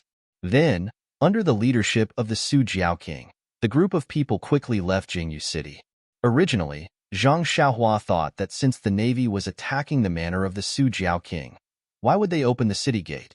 However, things were out of her expectations. There was no interrogation at the city gate, and they directly left. Zhang Xiaohua couldn't help but shake her head. This Morong Jin might really be doing this behind the back of General Liu and his seventh uncle's guard. Seeing that there was no danger, and they had safely left the city, Zhang Xiaohua's mind became active again. She was ready to find an opportunity to escape. Could it be that she had to follow Qin Shiriyue to that Tenryu sect? Just as she was thinking, Qin Shiriyue asked, "Lord Su Jiao, may I ask where are we going?" The Su Jiao king said with a smile, "Lord Qin, don't be alarmed. This old man originally wanted to let you do your job well in Jingyu City. Who would have thought that such a big mistake would happen? Naturally, we can't stay in Jingyu City any longer. The things that Lord Sect Leader needs are being transported here by sea. Why don't we go to the sea and welcome them? I think that after you receive the things, you should go to the South Sea Serpent Palace. Since you're already here, I won't be able to live with myself if I don't do my part as a host." Qin Shiriyue nodded and said with a smile, "Lord Su Jiao king, you didn't plan to let me go to the South Sea Serpent Palace.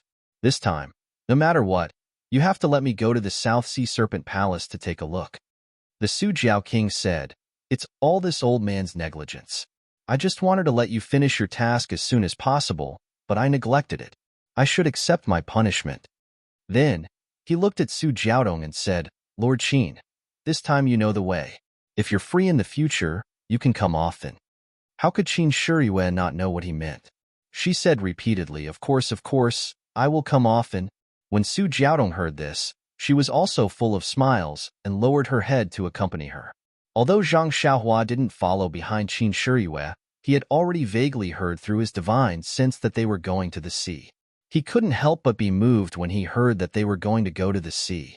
The last time he came back from the seaside with his second brother, the accountant of the escort agency told him about the magnificence of the sea. He regretted that he hadn't seen the sea for a long time. Now, he was going to go to the sea. If he could really experience the feeling of the sea, how could he refuse?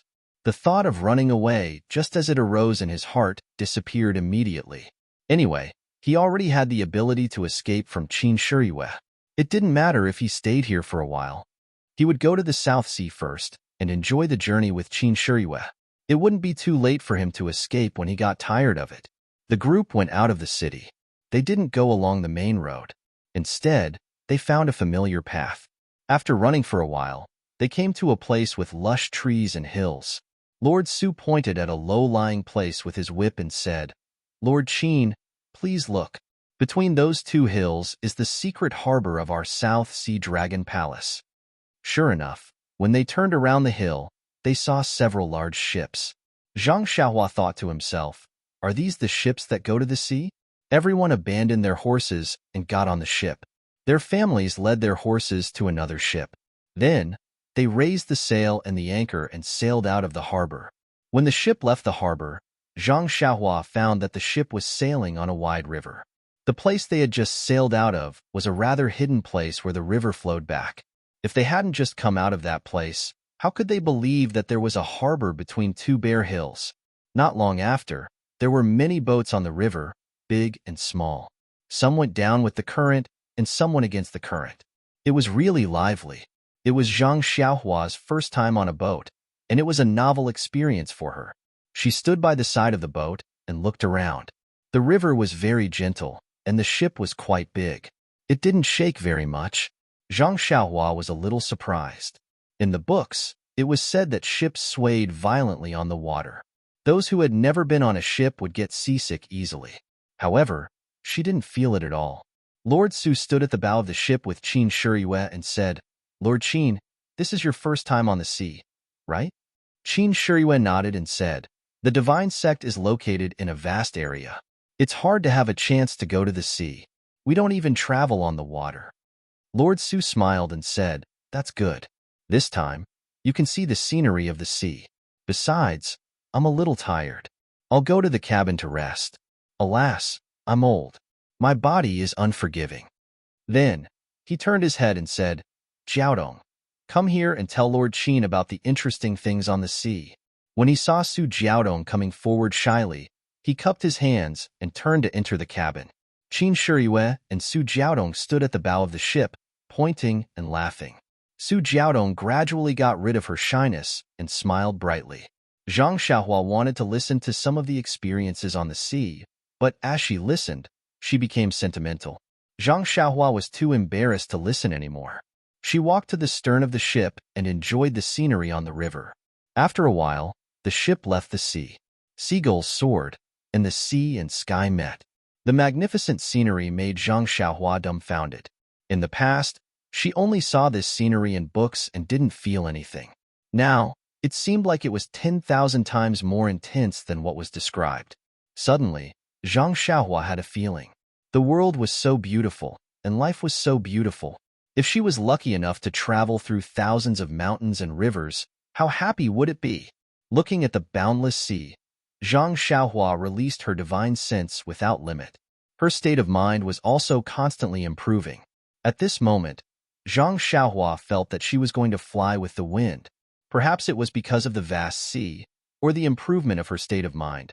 Zhang Xiaohua felt that her divine sense seemed to be a little stronger, and the range it covered was slightly larger. However, the sea was not as thick as the land.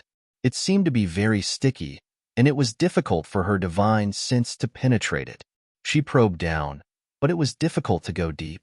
However, on the boundless sea, her divine sense was a little short. At a glance, the countless stars on the horizon were motionless black dots, which couldn't be seen by her divine sense alone. Zhang Xiaohua understood that the motionless black dots were the distant ship. It was because it was very far away that she couldn't feel its movement. At this moment, the sea was a little rough, and the ship was bobbing up and down. From time to time, waves hit the side of the ship. A salty and fishy smell came, which made Zhang Xiaohua feel very refreshed. After a while, she saw a huge ship coming from the other side. It was approaching them. Zhang Xiaohua was stunned. Was this still a ship? Compared to the ship she was on, hers could only be called a small boat. When the huge ship got closer, the Su Jiao King walked out of the cabin. He looked at the dumbfounded Qin Shiyue with a smile and said, "Lord Qin, please? This is the ship that we should take when we go out to sea. This is just a river boat that sent us here. This ship is too deep in the water, and we can't go to the area around Jinghua City." Soon, a basket was thrown down from the huge ship, and the people on the small boat were lifted up one by one.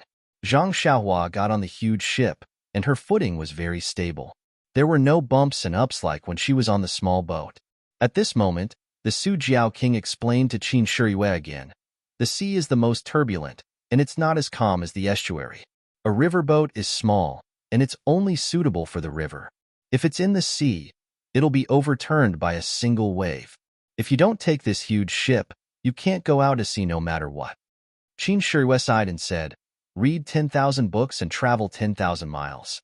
If you don't go to the sea, how can you see such a huge ship?" -3. You're tuning in to the Warrior Lore YouTube channel. Don't forget to subscribe and join us on this journey to catch the most captivating stories.